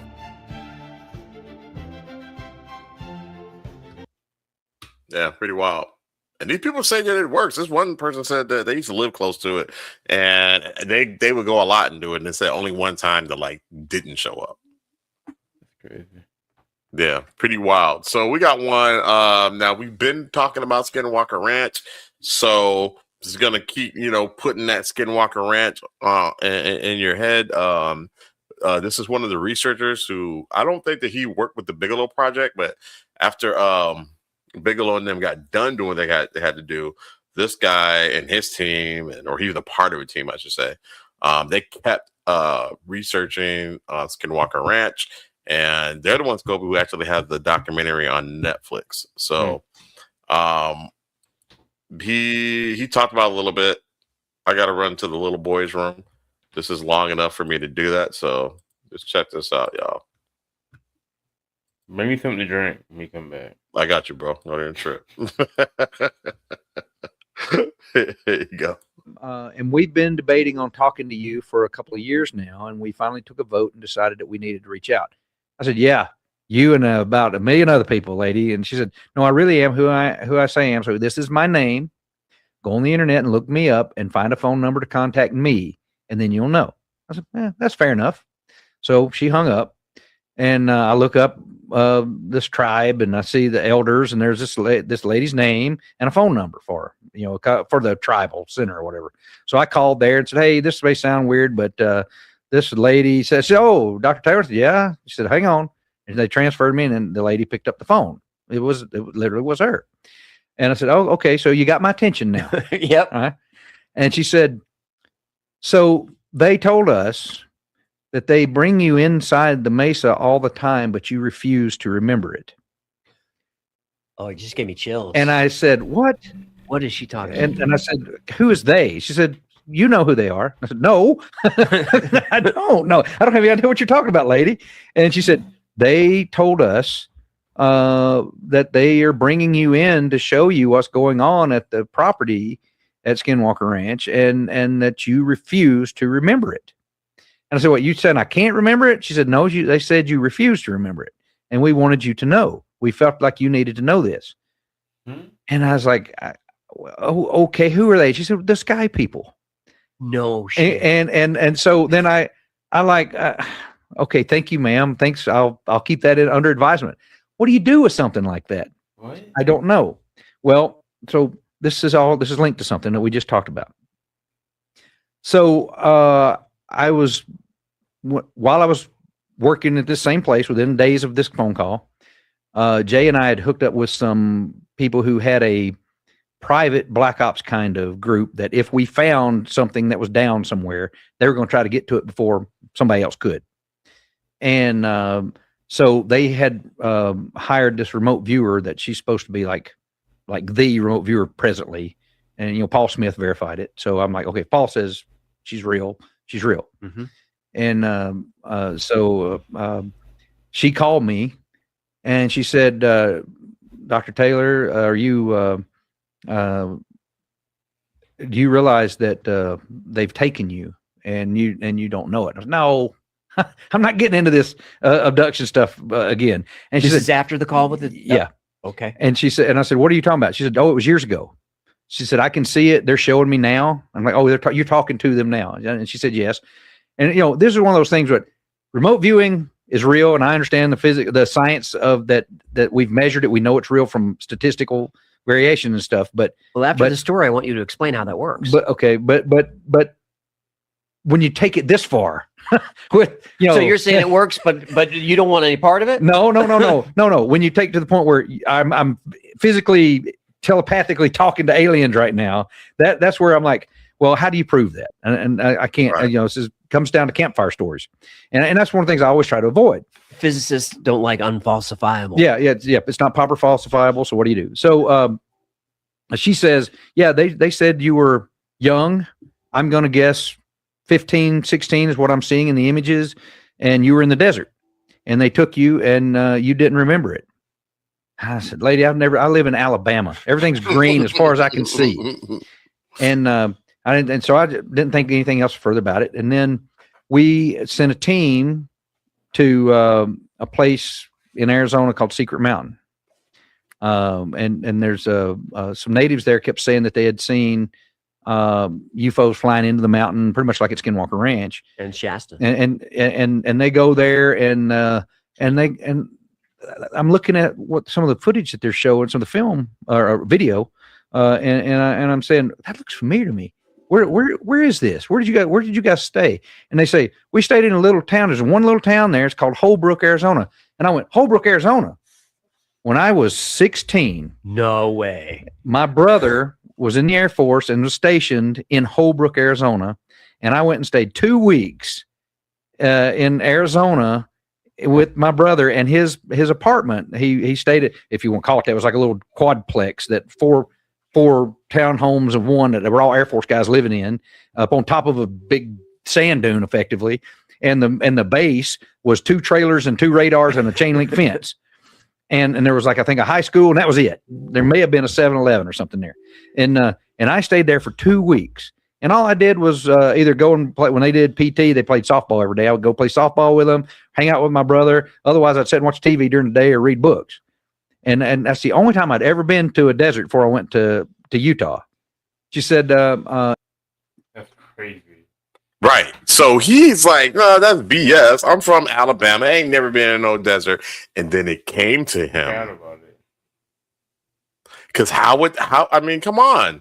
Again, this is all hearsay. He's just saying what happened to him. It's just his own experience. We don't know if it's legit. But that guy seems to be legit. He seems convincing. I don't know if it's convincing. Yeah. I watched this guy. I've been watching that guy for years. You know what I mean? He's heavily involved in this stuff. And yeah, so take it with a grain of salt, but I that's great. I think I believe him. I believe him. So okay. That's great. All right. Next one is called Break It Down. Break it down, break it down, break it down. Ooh, forgot about this. I think I reposted this. They come down to Mount.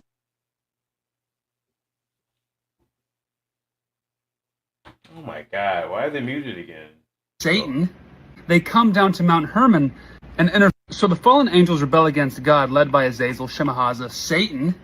They come down to Mount Hermon and interface with Enoch. They teach men the ways of pharmacology, astrology, war, and sorcery. The divine beings mate with the daughters of men, producing the giants, Nephilim. And because of this, God sends a flood. And he chains these beings in Tartarus, in the dark abyss, the gloomy chasm. And the spirits of the dead giants, unable to go back into the eternal realm, become the demons that haunt the earth. Isn't it interesting? Now, this plot perfectly agrees with the Sumerian Apkallu, who come down, bestow knowledge upon men, leading to the power of Babylon, but ultimately Marduk does not like this, and he sends a flood to punish them. Isn't it interesting? Now, the Titanomachy has this exact same plot, where the Titans, sons of Uranus, revolt against their father, castrate him, and his blood drips across the ground, producing the giants, until Zeus, the Olympian, sends them into Tartarus. Zeus, Deus Pater, the sky father, Jupiter. Isn't it interesting how Zeus battles Typhon, which sounds eerily similar to Zaphon, as in Baal-Zephon, Lord of the North, the Canaanite Baal. Baal-Zephon, which of course becomes Beelzebub. Typhon, Set to the Egyptians, Set related to Saturn, Satan. Baal related to Kronos, the child-devouring gods.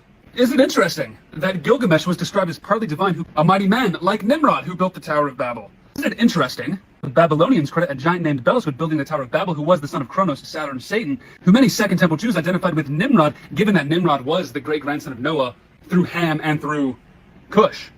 Ham, who castrated his father Noah, just like Saturn castrated Uranus. Isn't it interesting that the story of the fall of Atlantis is the exact same thing, in which a divine bloodline diminishes amongst mortals? And just as Gilgamesh crosses the waters to find which contains the patriarch Utnapishtim, Noah, whom the Greeks called Deucalion, Hercules goes to the Garden of the Hesperides, where he finds Atlas, the king of Atlantis, who was part of the Titanic revolt against Uranus.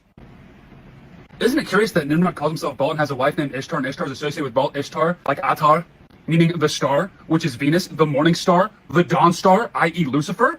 And so Baal and Ishtar are like this, Baal, the bull-headed god, just like Taurus was ruled by Venus, Ishtar, Baal, Ishtar, till the age of Aries, which is ruled by the ram, which gives you the lamb of God, and the ram of Zeus, the inverse of which being the goat of Mendes, Benjabet, which becomes Baphomet, Pan, the goat-headed god, famous for his black Sabbaths, which has the satyrs, which are affiliated with Saturn.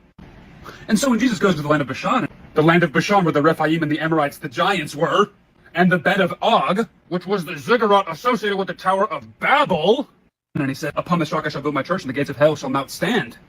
He is at Caesarea Philippi, he's at the foot of Mount Hermon. He is at demonic ground zero, calling his shot.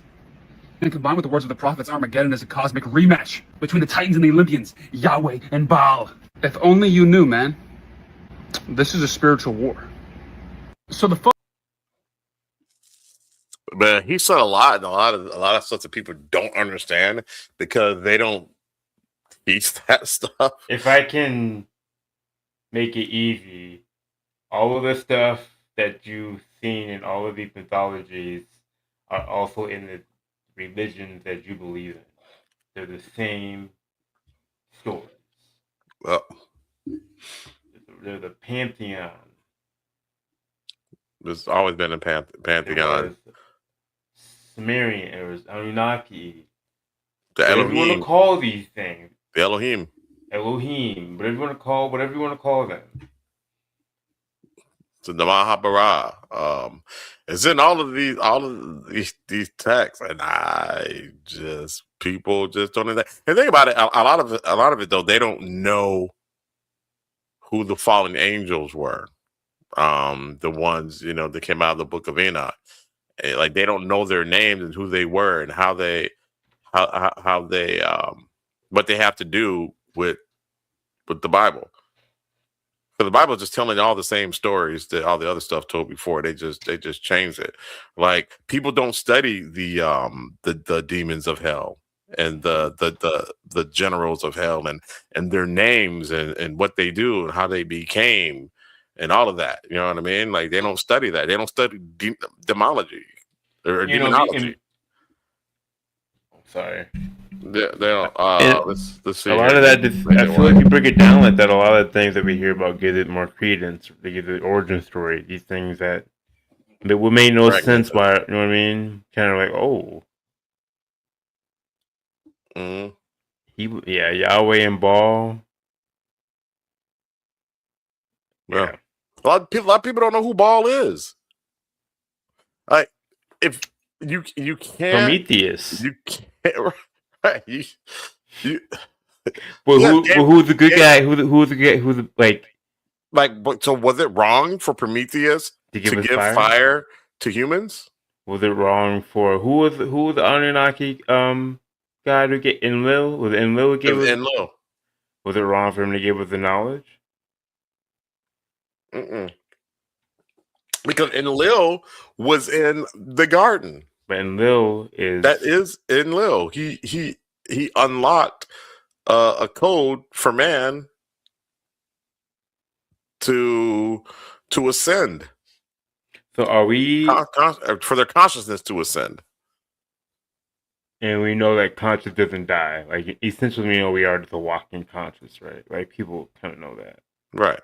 I mean, literally, if you think it scientifically, you're not.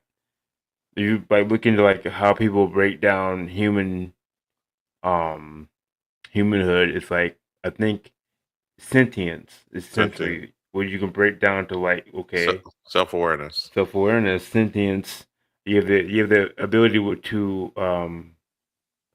to experience. So it's discern good from evil, or good and evil. Like, oh man, and think about it. Like, if you only study the one side, you're only getting half of the story. Like, you have to look at all of it. I mean, these pastors and these preachers do. Like, those people who learn at the where do they learn at the synagogue, whatever. Not the synagogue, no. Not the synagogue. Well, you know what I'm talking about. I know what you mean.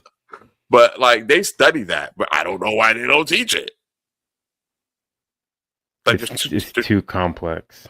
Like okay, well, who are these? Who are the anyway? It's too complex. It's too. Yeah. We started to get into it. It's too complex. It is, and that's why I love Star Wars, because Star Wars like delves into all this stuff. They talk about the dogma of the Jedi and why they were destroyed. Because they're only looking at it from one side. And the Sith didn't do much better either. No, they're only looking at it from one side as well. So that's why they both are basically extinct. But yeah. Anyways, that was a good one though, bro. That's a good way to you think about it. If you basically dogma kills. Yeah. That's crazy. Yeah. Because you only know one side. And eventually the truth comes out and it just if you don't take it. We were talking about the other day, because people who are very religious are very prideful, and it's like, that's not dangerous. It's more dangerous to be the one willing to accept new information. Right. That's what the greatest generals ever did. They accepted new information. Right. That's how you win. I don't care about beating your army. I want to win. I want to take the city. Now you can't win. Right. Who was that artist? It might have been Michael Jackson. I don't know if it was him or not. Once you know yourself, you become powerful. Dangerous. Very powerful and dangerous. Extremely powerful. Yeah. Because once you know you're not better than anybody, you're willing to do some things. That's pretty scary. Maybe thinking about that scene, and I don't want to get into it too much because I want to get it, but like when Rick in it's Walking Dead, when Rick bit that dude's neck off, you're like, I mean, that's how like if he's willing to go that far to win, right? He's a dangerous person, right? He's a good man, absolutely. He's a good, but the core. In the core, he's a good man. Yep. Morals. The world you live in, you gotta be somewhere where, he had to figure that a long time ago by himself. Yeah. And that was his moment. That was his moment. Yep. And he was trying to save his son. So so you can do whatever you want as long as you don't care. Yup. Yeah, I think that like when you take your ego out of things and you like come from an analytic mindset, it's kind of terrifying, because then you don't care if you're wrong or if you're wrong. Like, okay, well, I'm wrong now. I know better. Right. People are like, "What? You're willing to flip like that?" Yeah, like I don't. Yeah. and you pity those who can't move in that space. Yeah. It's like, man, that's too bad. That you're stuck in that programming in that matrix, and but people get stuck on what you said before, like, oh, if you don't stand nothing, you stand for You want something you stand for nothing. You fall for everything. Yeah, that's like that's not how this works. Not if you know yourself. You know what you stand for if you know yourself. Right. And nobody needs to know what that is. Yeah, that's a good point too. You know, that's between you and your source. So, so the next one we have here is whoa. So what we got going on with whoa? Let's see here. They just found a multi-level labyrinth the size of 51 football fields in Hawara, Egypt. Like, shout out to my boy fam. What? Some people are saying that this is greater than the pyramids itself. So basically, they are using a ground-penetrating radar scan. And not only are they picking up this multi-level labyrinth with all these connecting tunnels and about 30 chambers on each level, and these chambers aren't small. Some of them can fit a Boeing 747 with the wings. I had to go look that up. That is huge. Okay, not only are they picking that up, but they're also picking up this 40-foot metallic-like tic-tac shaped object. Okay, the radar is picking up this metal that's nowhere in our database, which means it's a metal that's not from this earth. Okay. Tell me more. If you've ever been to Egypt, like I have, you would know that there are so many shafts above ground that could take you underground, but so many of them we're not allowed to explore. It makes me wonder how much more is down there that we don't know, you know? But this labyrinth, yeah, that one is crazy. It could be cap. I don't know. People are saying, but if that's true. That's true. That's pretty crazy. Interesting. Wasn't there no, that's in Greek mythology, that labyrinth that the Minotaur was in. Still, yeah, it's pretty interesting. Huh. All right, I got the next one. It's called Jellyfish.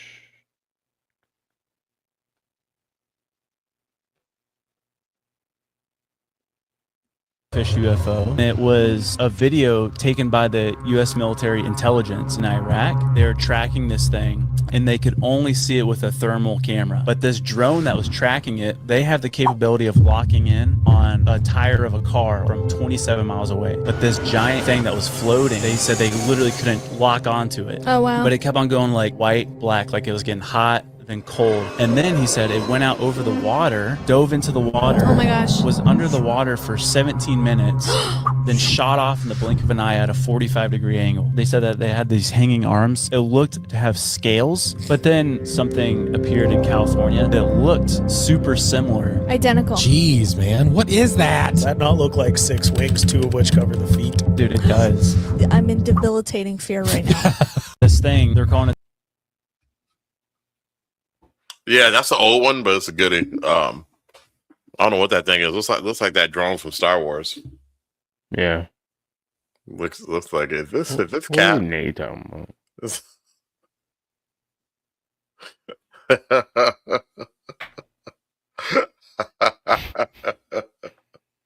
I don't know about that. They said the government cheese was good though. They said it tastes like Velveeta. We didn't come up on that, so nope. No, we can't really speak on it, but yeah, I heard you can make some pretty good sandwiches out of that. All right. So now that we are done with Game for the Game, we go to the last segment that we like to call Cap or No Cap.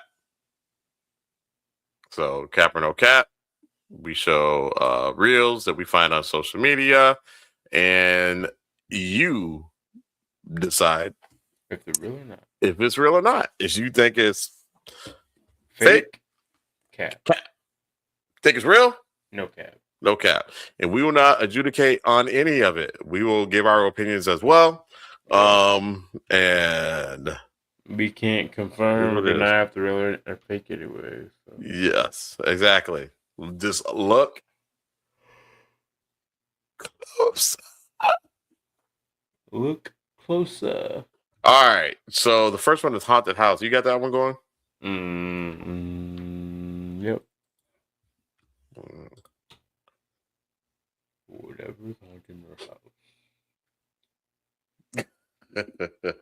Before we even saw it. House is seriously evil. No. Ray and her family moved into a house built in 1901, and almost immediately, they felt like something was off. She would regularly hear loud bangs while home alone, but every time she'd search the house, she'd find nothing. One night while home alone, she smelled something burning while coming up the stairs. Then this happened. So I smell something that smells like burnt cotton candy. And this is the first time I've actually felt like I've been followed up the stairs.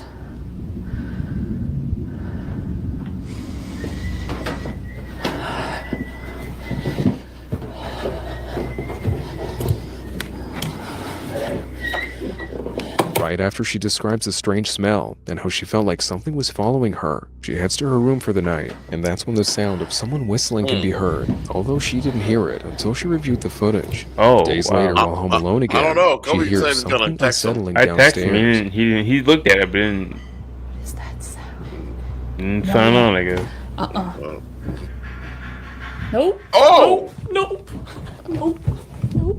What clearly sounds like dishes moving can be heard downstairs. Well, there's somebody Seconds cackling. later, she hears a frantic knocking somewhere in the thought house. someone was Scared, laughing. she runs and hides in her room. Ray says it could have been someone at the door because she has a security camera that would have alerted her. Again, no one else was home at the time, so she has no idea what was making the sound. Now, some say the burning smell she described a few nights earlier is a clear sign that the place is haunted, as many people believe that that particular smell is linked to demonic beings. And the creepy whistling she heard might have been an attempt to lure her to one of those entities. Ray and her family desperately want to move out, but they only just moved in a couple months ago. So do you think there's something evil in this house? Or are they just being paranoid? Whatever. I don't know if it's evil, but there's something in there. No cap. No cap. Don't do that. I thought something was knocking.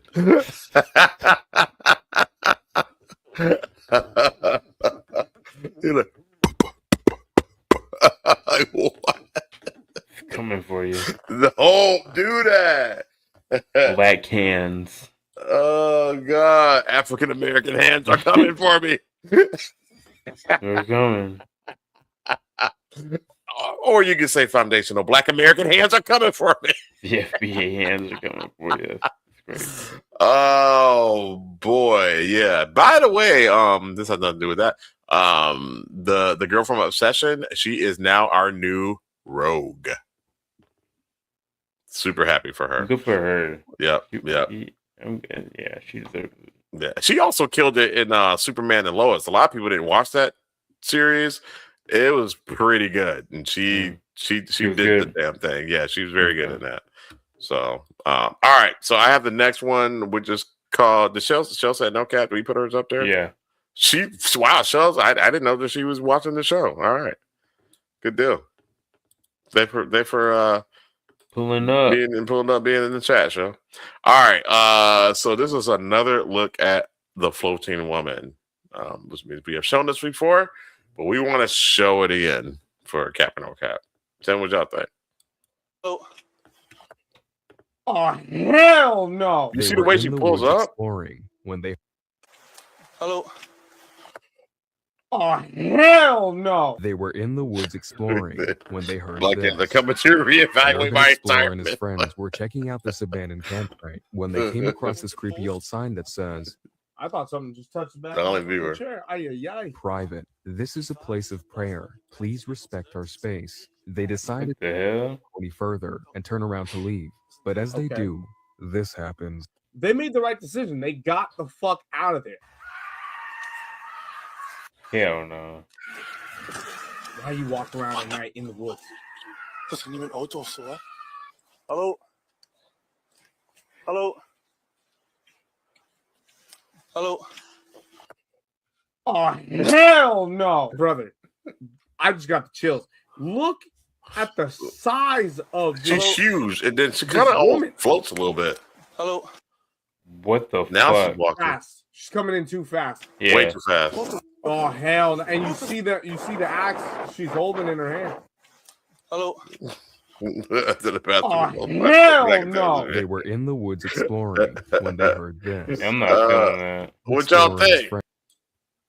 That's crazy. No cap.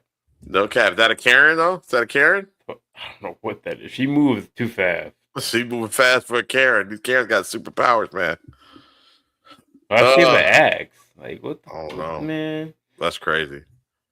All She right. needed a light to see, so I don't know. Sorry. Next one is the babysitter. Babysitter. White people can float. So what we're saying? We're saying no cap, right? I'm saying no cap. Sel said cap. She on that stuff. Okay. Watching her baby sleep. No cap to the Mary Karen. has been noticing strange things happening throughout her house, so she set up a bunch of cameras. Amen. And ended up capturing something truly disturbing in her baby's room.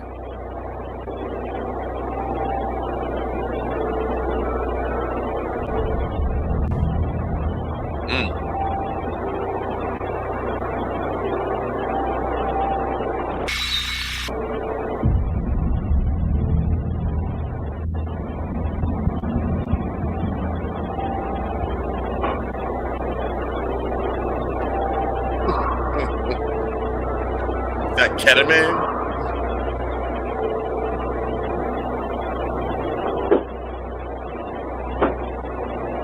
It knocked. The window is like halfway like cracked. They could like, pop it open. Unless it's got a thing that's bracing it.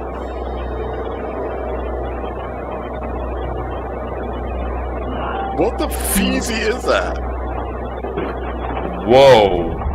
Whoa. Bro. Wait, hold up. Do you see that? Hold on. See, it moved. It moved. The window moved. It got tall as shit.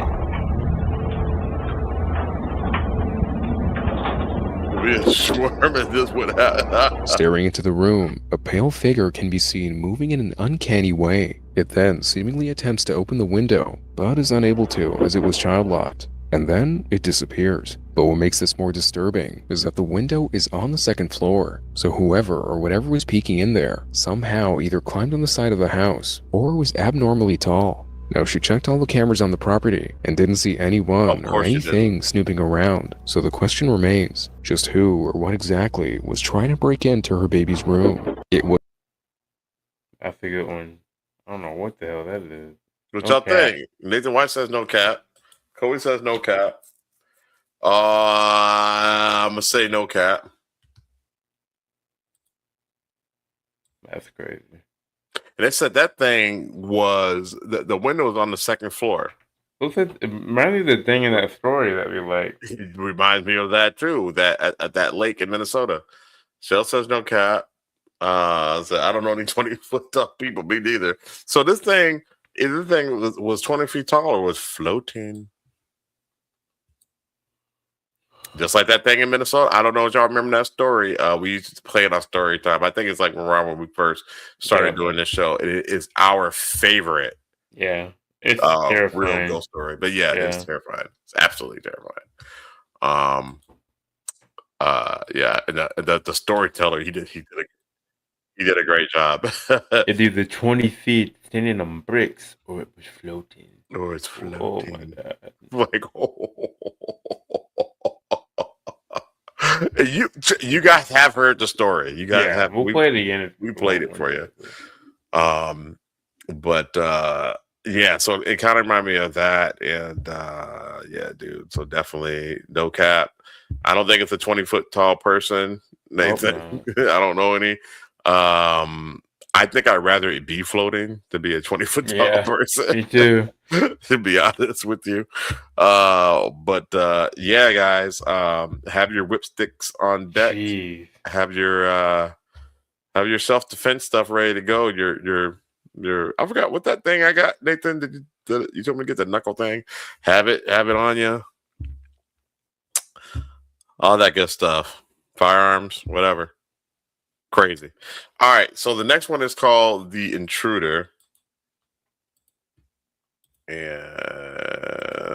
let's check it out. Say, what exactly broke into his house? All right, let's see.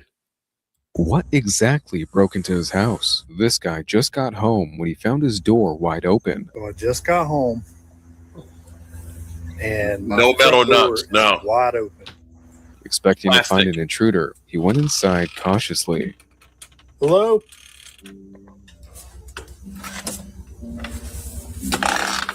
God damn it. That's all my streaming. Thank God my computer's not on the floor. A few of his belongings were scattered on the floor, but thankfully nothing was missing. He still walked around the house carefully though, because he felt like someone still might be inside, and that's when he saw this. Oh my God.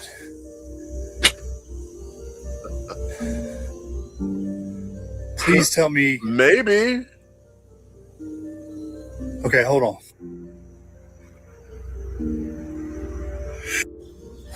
Y'all, What? shadow? Like, what was that? You saw that?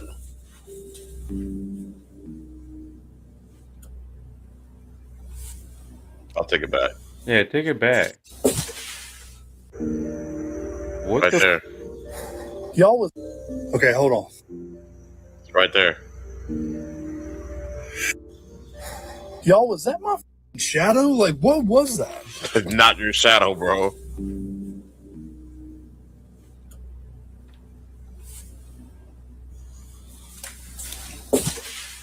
Y'all want me to play that back? Crazy?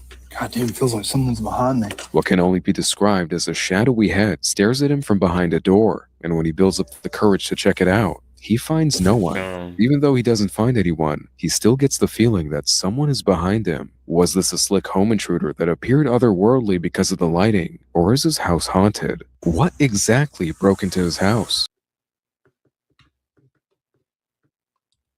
Could have been the meth man that broke into the Taco Bell. But they didn't find him. So the meth man, they would have found the meth man, I think. That's great. He broke into the Taco Bell, messed it all up. Did he eat some of the lettuce the Taco Bell had to offer and mess up the restroom? He should have. That what he did? Let's see here. Look like lightning. Look like lighting. I don't know. That was crazy. Yeah, I'm gonna go no cap too because I can't explain it. Yeah. Well, all right. So happy. Happy. Shell said that she doesn't know about that one. All right, that means you think it is no cap. Alone in the woods. Happy was hiking through the mountains in Scotland, and as it started to get dark, he headed over to a shelter meant for hikers and travelers. Well, I have made it to my home for the night, and it looks beautiful. At first, everything seemed normal. The place had basic supplies and was empty. A few moments later, a family even stops by and mentions to Happy that they might come back to the place for the night. Taco Bell meth man got caught. He destroyed the bathroom in many ways. And they said I might have guests tonight, so we'll see how it goes. Several hours later, Happy was still alone. He set up a fire and prepared dinner, and that's when something strange happened. So you can attach the straw to that, but I've not got to you. Maybe this is the guests. There was no one there. I don't know if that's just the people me or something. I don't know if that's something they do. After hearing the sound, he immediately thinks it was the family from earlier, but when he went outside to welcome them, no one was there. This kept happening, and now Happy was getting really creeped out. I was just knocking on the door again, and then I went out, but there was no one there, so I don't know what's going on, but I've heard of any haunted bobbies or anything. I've never had weird shit.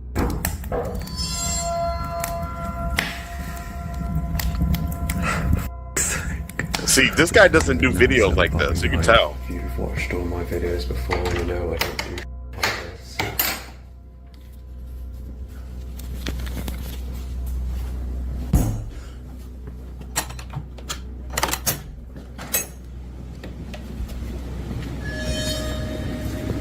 Just as he's about to check outside again, he hears the knocking right in front of him. But when he swings the door open, no one's there. At this point, he started to hear footsteps inside the shelter with him. And they're walking around into the room, and then I go in there, and it just stops.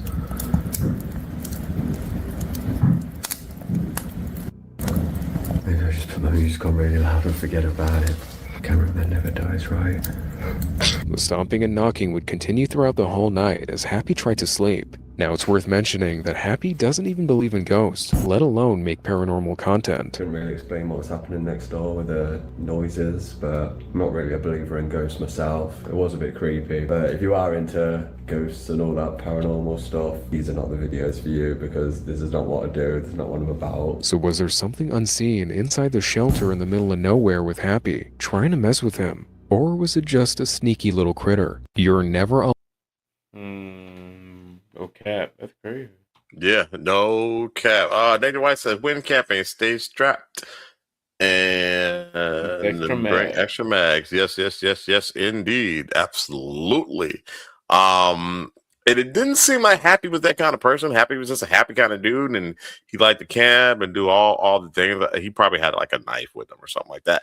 But I could tell that I thought this was real, because you could tell that Happy's face when it kept happening, it was just like he didn't really know what to do. You know what I mean? Like, he was kind of like scared and annoyed at the same time. Yeah, sure. So you probably feel the same way we do, as far as like just the way it came up. So your name should never be Happy, no cap. Yeah, his shouldn't be. It should never be that happy. Well, if he's happy doing the things that he does, like far as camping and all that, and he seemed like he was in a super good mood, and there's another family that was a good day. That might come stay there, and they're gonna bunk up, and he's gonna get to know people, whatever. I don't think he seemed autistic. He just seemed like that he was an outdoorsman. You're probably being facetious, but on the spectrum, he may have been. I didn't get that from him, but he did seem concerned. He did seem very concerned about what was going on. He's just like, there's nobody there, So yeah. If you're happy and you know what's on repeat. All right. I'm gonna clap my hands because I'm autistic. Wow. Sorry. Think I were not monetized. Let's see here. You say, you're on the spectrum? Okay. All right. Nothing wrong with that. Nothing wrong with that at all. All right. So I have the next one called Basement.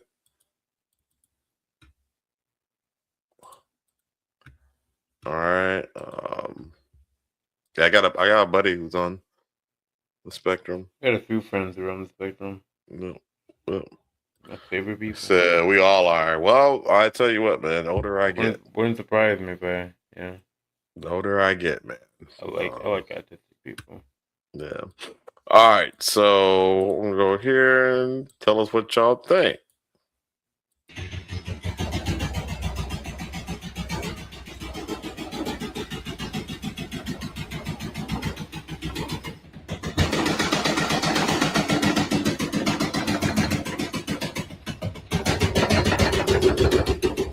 Have we seen this one? Maybe. Yeah. Yeah, we have. Yeah, we seen this one. All right. Never mind. Oh, we saw that one. I think Shell said that's the one she follows. She follows that guy? Oh, yeah. Was that the one? Yeah. All right. So we'll go look closer.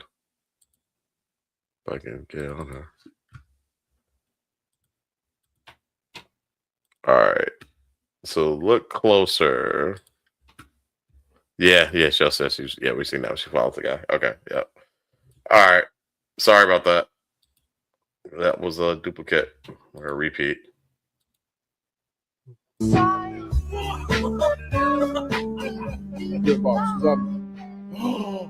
my God, I'm done. I'm leaving. Oh yeah, you can't see it. Look at the video. Look at the photo. Now doing the shush. There's something going like this. God.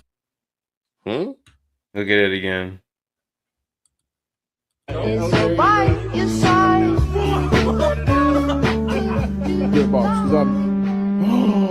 my God, I'm done. I'm leaving. Oh my God. It's like a skull. You see it? Pause it. You see it? No. Go to the actual video. You don't see it right there? Yeah, I'm on the video, the actual video. I don't see it. Hold on. If I zoom in, can I see it? Maybe. I don't know. You want to see that skull right there? With Where is it? You don't see that?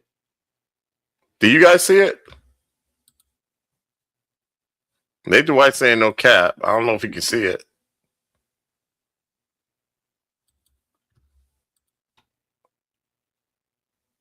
Do you want to show it and point it out? Yeah, it could be dust. That's true. Yeah, I'll point it out. All right. Let me get back to Norman. I don't see it.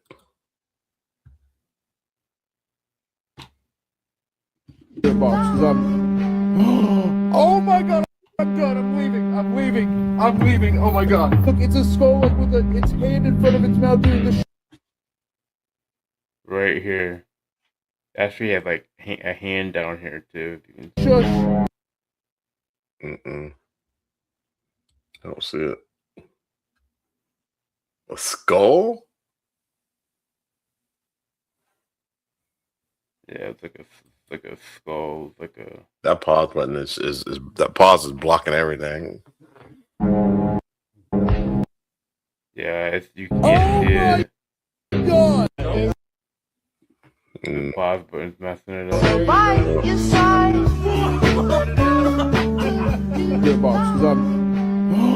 Oh my god! I'm done. I'm leaving. I'm leaving. I'm leaving. Oh my god! Look, it's a skull like with its hand in front of its mouth doing the shush.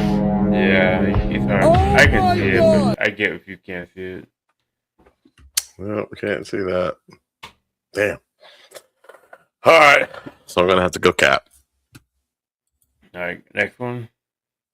Next one's I See You. I got it. All right.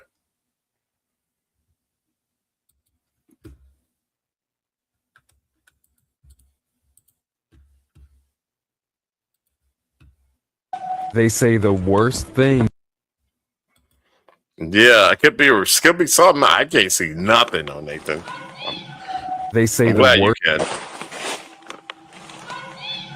They say the worst thing you can encounter in the woods is other people. An outdoorsman was camping in this creepy forest he's been to several times. Why are you going alone? And as he goes deeper into the woods to explore, he hears this. I'm not sure if you guys ever seen the Blair Witch Project, but damn. That's exactly what I'm thinking when I'm watching Blair shit Witch like this. Project vibes. Super cool. Imagine just being lost out here. It What do you feels mean like cool? this would never end.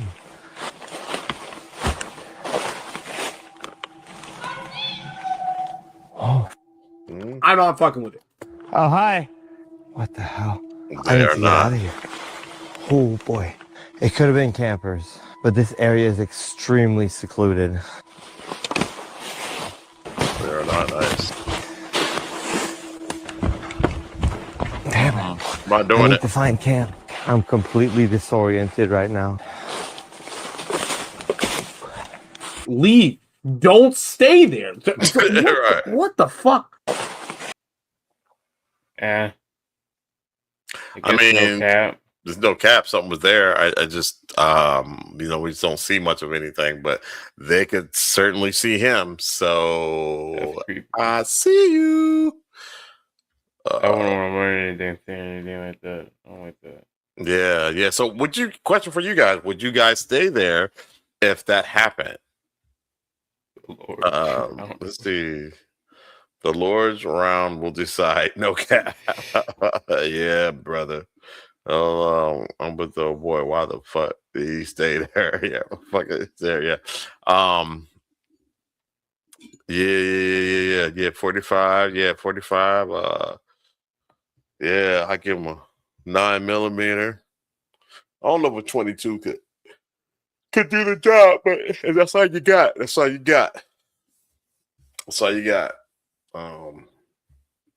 Yeah, pretty crazy. I wouldn't want to have close combat with it, but if that's your only option, 357. Yeah. Yeah, I'll do the job. Yeah, that get her done. I get it down. I think that would. Yeah. All right. Yeah, guys. Get have those on you. All right. So the next one is called No Face, No Case. Let's see what we got here.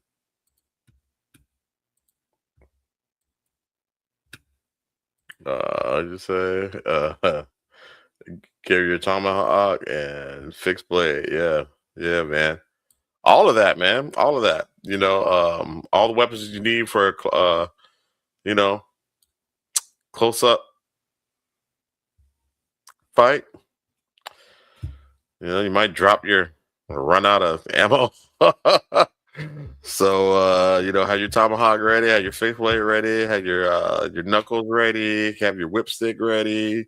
Yeah, just be ready. I'm not a camper. I don't, but I don't hate on that. I didn't grow up with that. I wish I had grown up camping and learned those skills, those survival skills. I did not. So I tip my hat to those that have and those that do.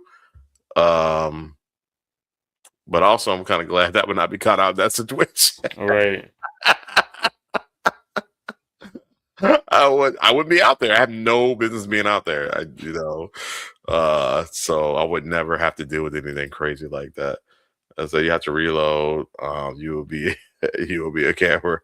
I mean, maybe one day when the world ends, and I'm still here, I'll have to learn how to camp. Mm-hmm. I'll be forced out of my home for some reason, and you have to reload. So hopefully you already have your clips already loaded, or not your clips, your mags. Sorry, I'm talking like a rapper. Hopefully you have your mags, already loaded and ready to go. Let's say you are the business out there.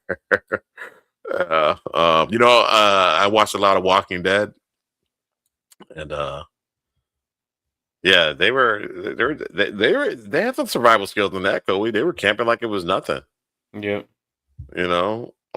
Revolvers are legit. I have one of those. I got one of those. It's a 22 though. So, but it's pretty cheap. Something to play with. All right. I said I was gonna play this video, so I'll play for it. Let's go.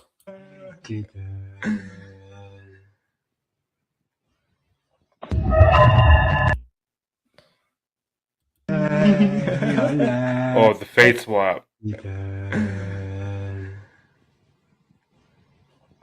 Oh. What the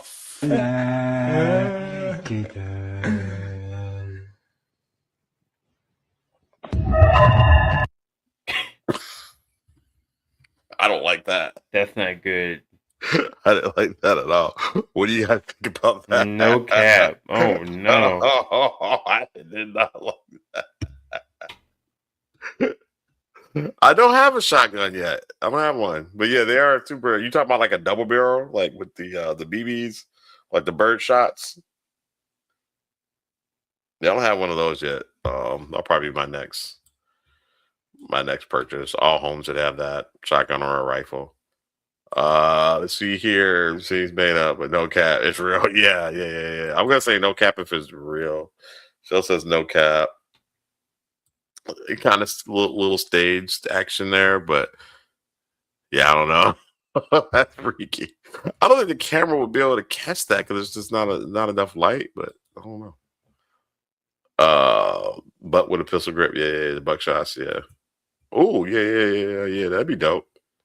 Saw it off. Saw that sucker off. Gets to go. I think that's illegal though. Pretty sure that's illegal. But you get yourself a nice little Mossberg or something like that. Like, there you're good. Take out some zombies.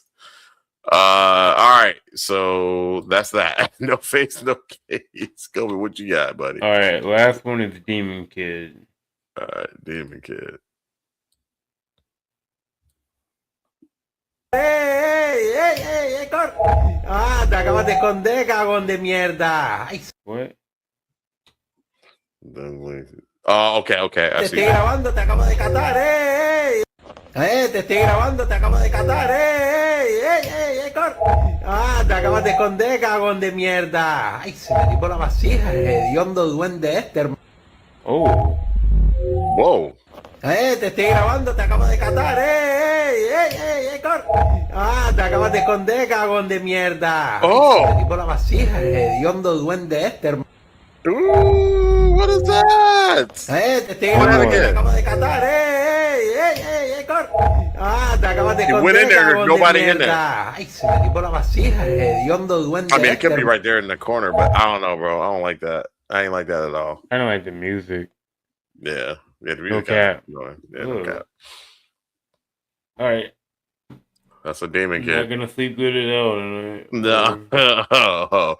Take that with you. What is this 911 call? Have we played that 911 call? We shouldn't have been 2 hours and 15 minutes. This one's only 2 minutes. Oh, cool. All right. But what's the hit? No cap, shotgun to the toilet. Yeah. No cap. Yeah, I think it's no cap too. Wow. All right, y'all. Well, that's it for game for the game. Not game for the game. Cap or no cap. We are now going to do a quick story time for you. Have we done the one about the old lady? The elderly woman who was calling 911? Have we done that one yet? I don't think so. All right. So we'll do that one real quick.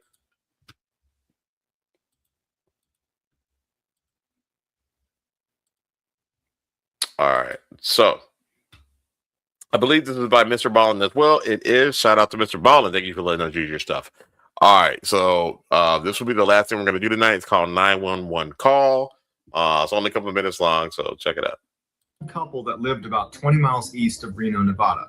In 2010, the husband dies, leaving the wife all alone in this house. Shortly after his passing, she began calling 911 2-3 times a week, requesting things like, can you please put some water on to boil? Hey, can you change the thermostat? It was clear she was showing signs of dementia, and the dispatchers were respectful of her and gently told her that this is 911. You can only call if it's an emergency. And at some point, the woman would understand her mistake and she would say sorry and she would hang up. No first responders were ever sent out for these calls because it didn't seem like an emergency. But no matter how many times they told her, she kept calling back.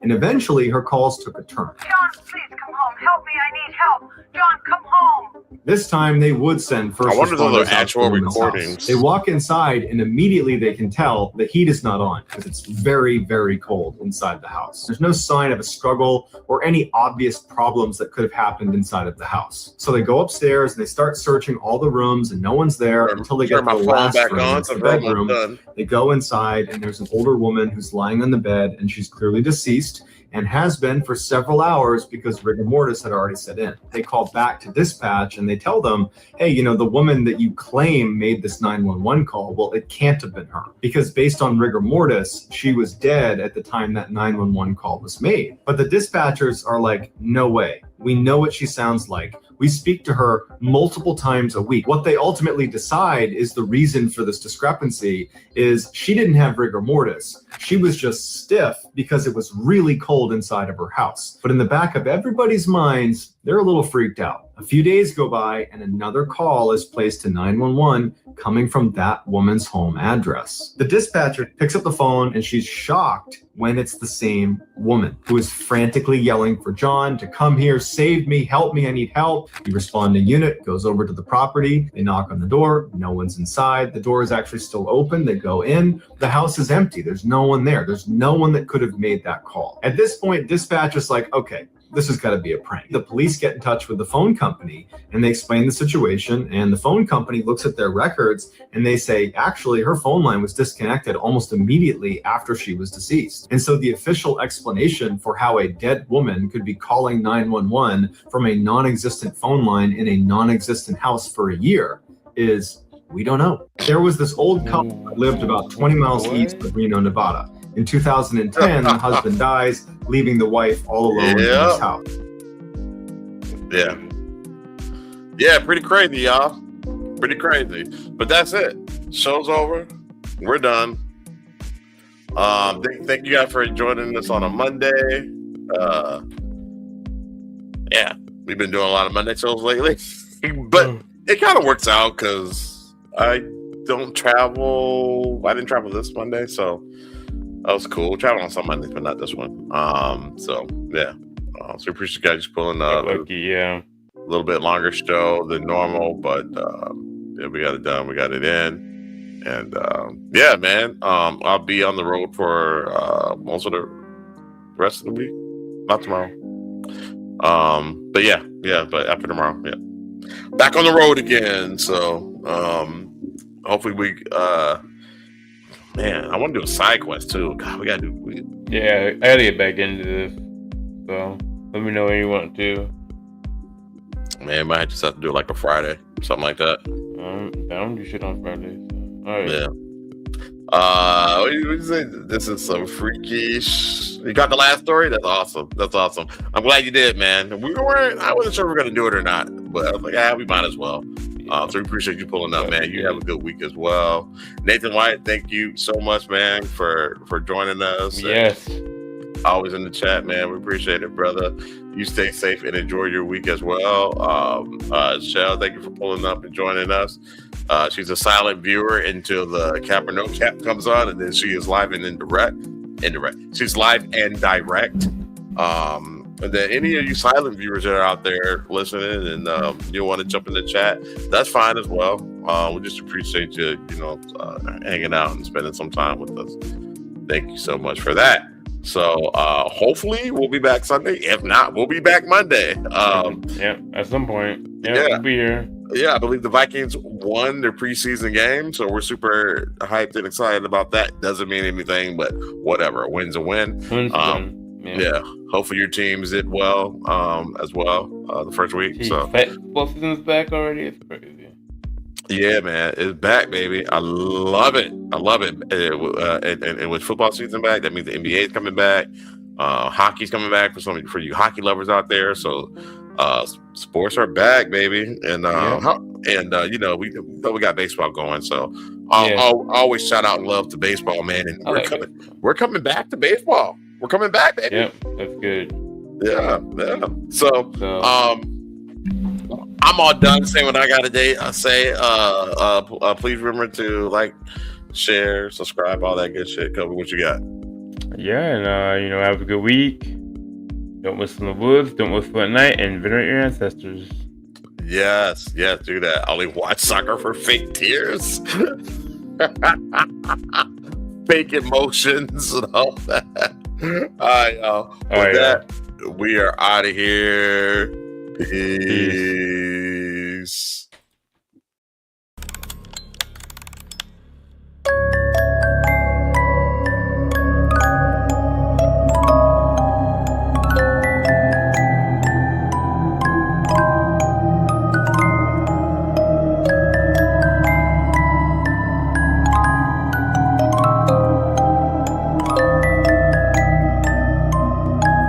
Giants. People who came from the sky. Yeah.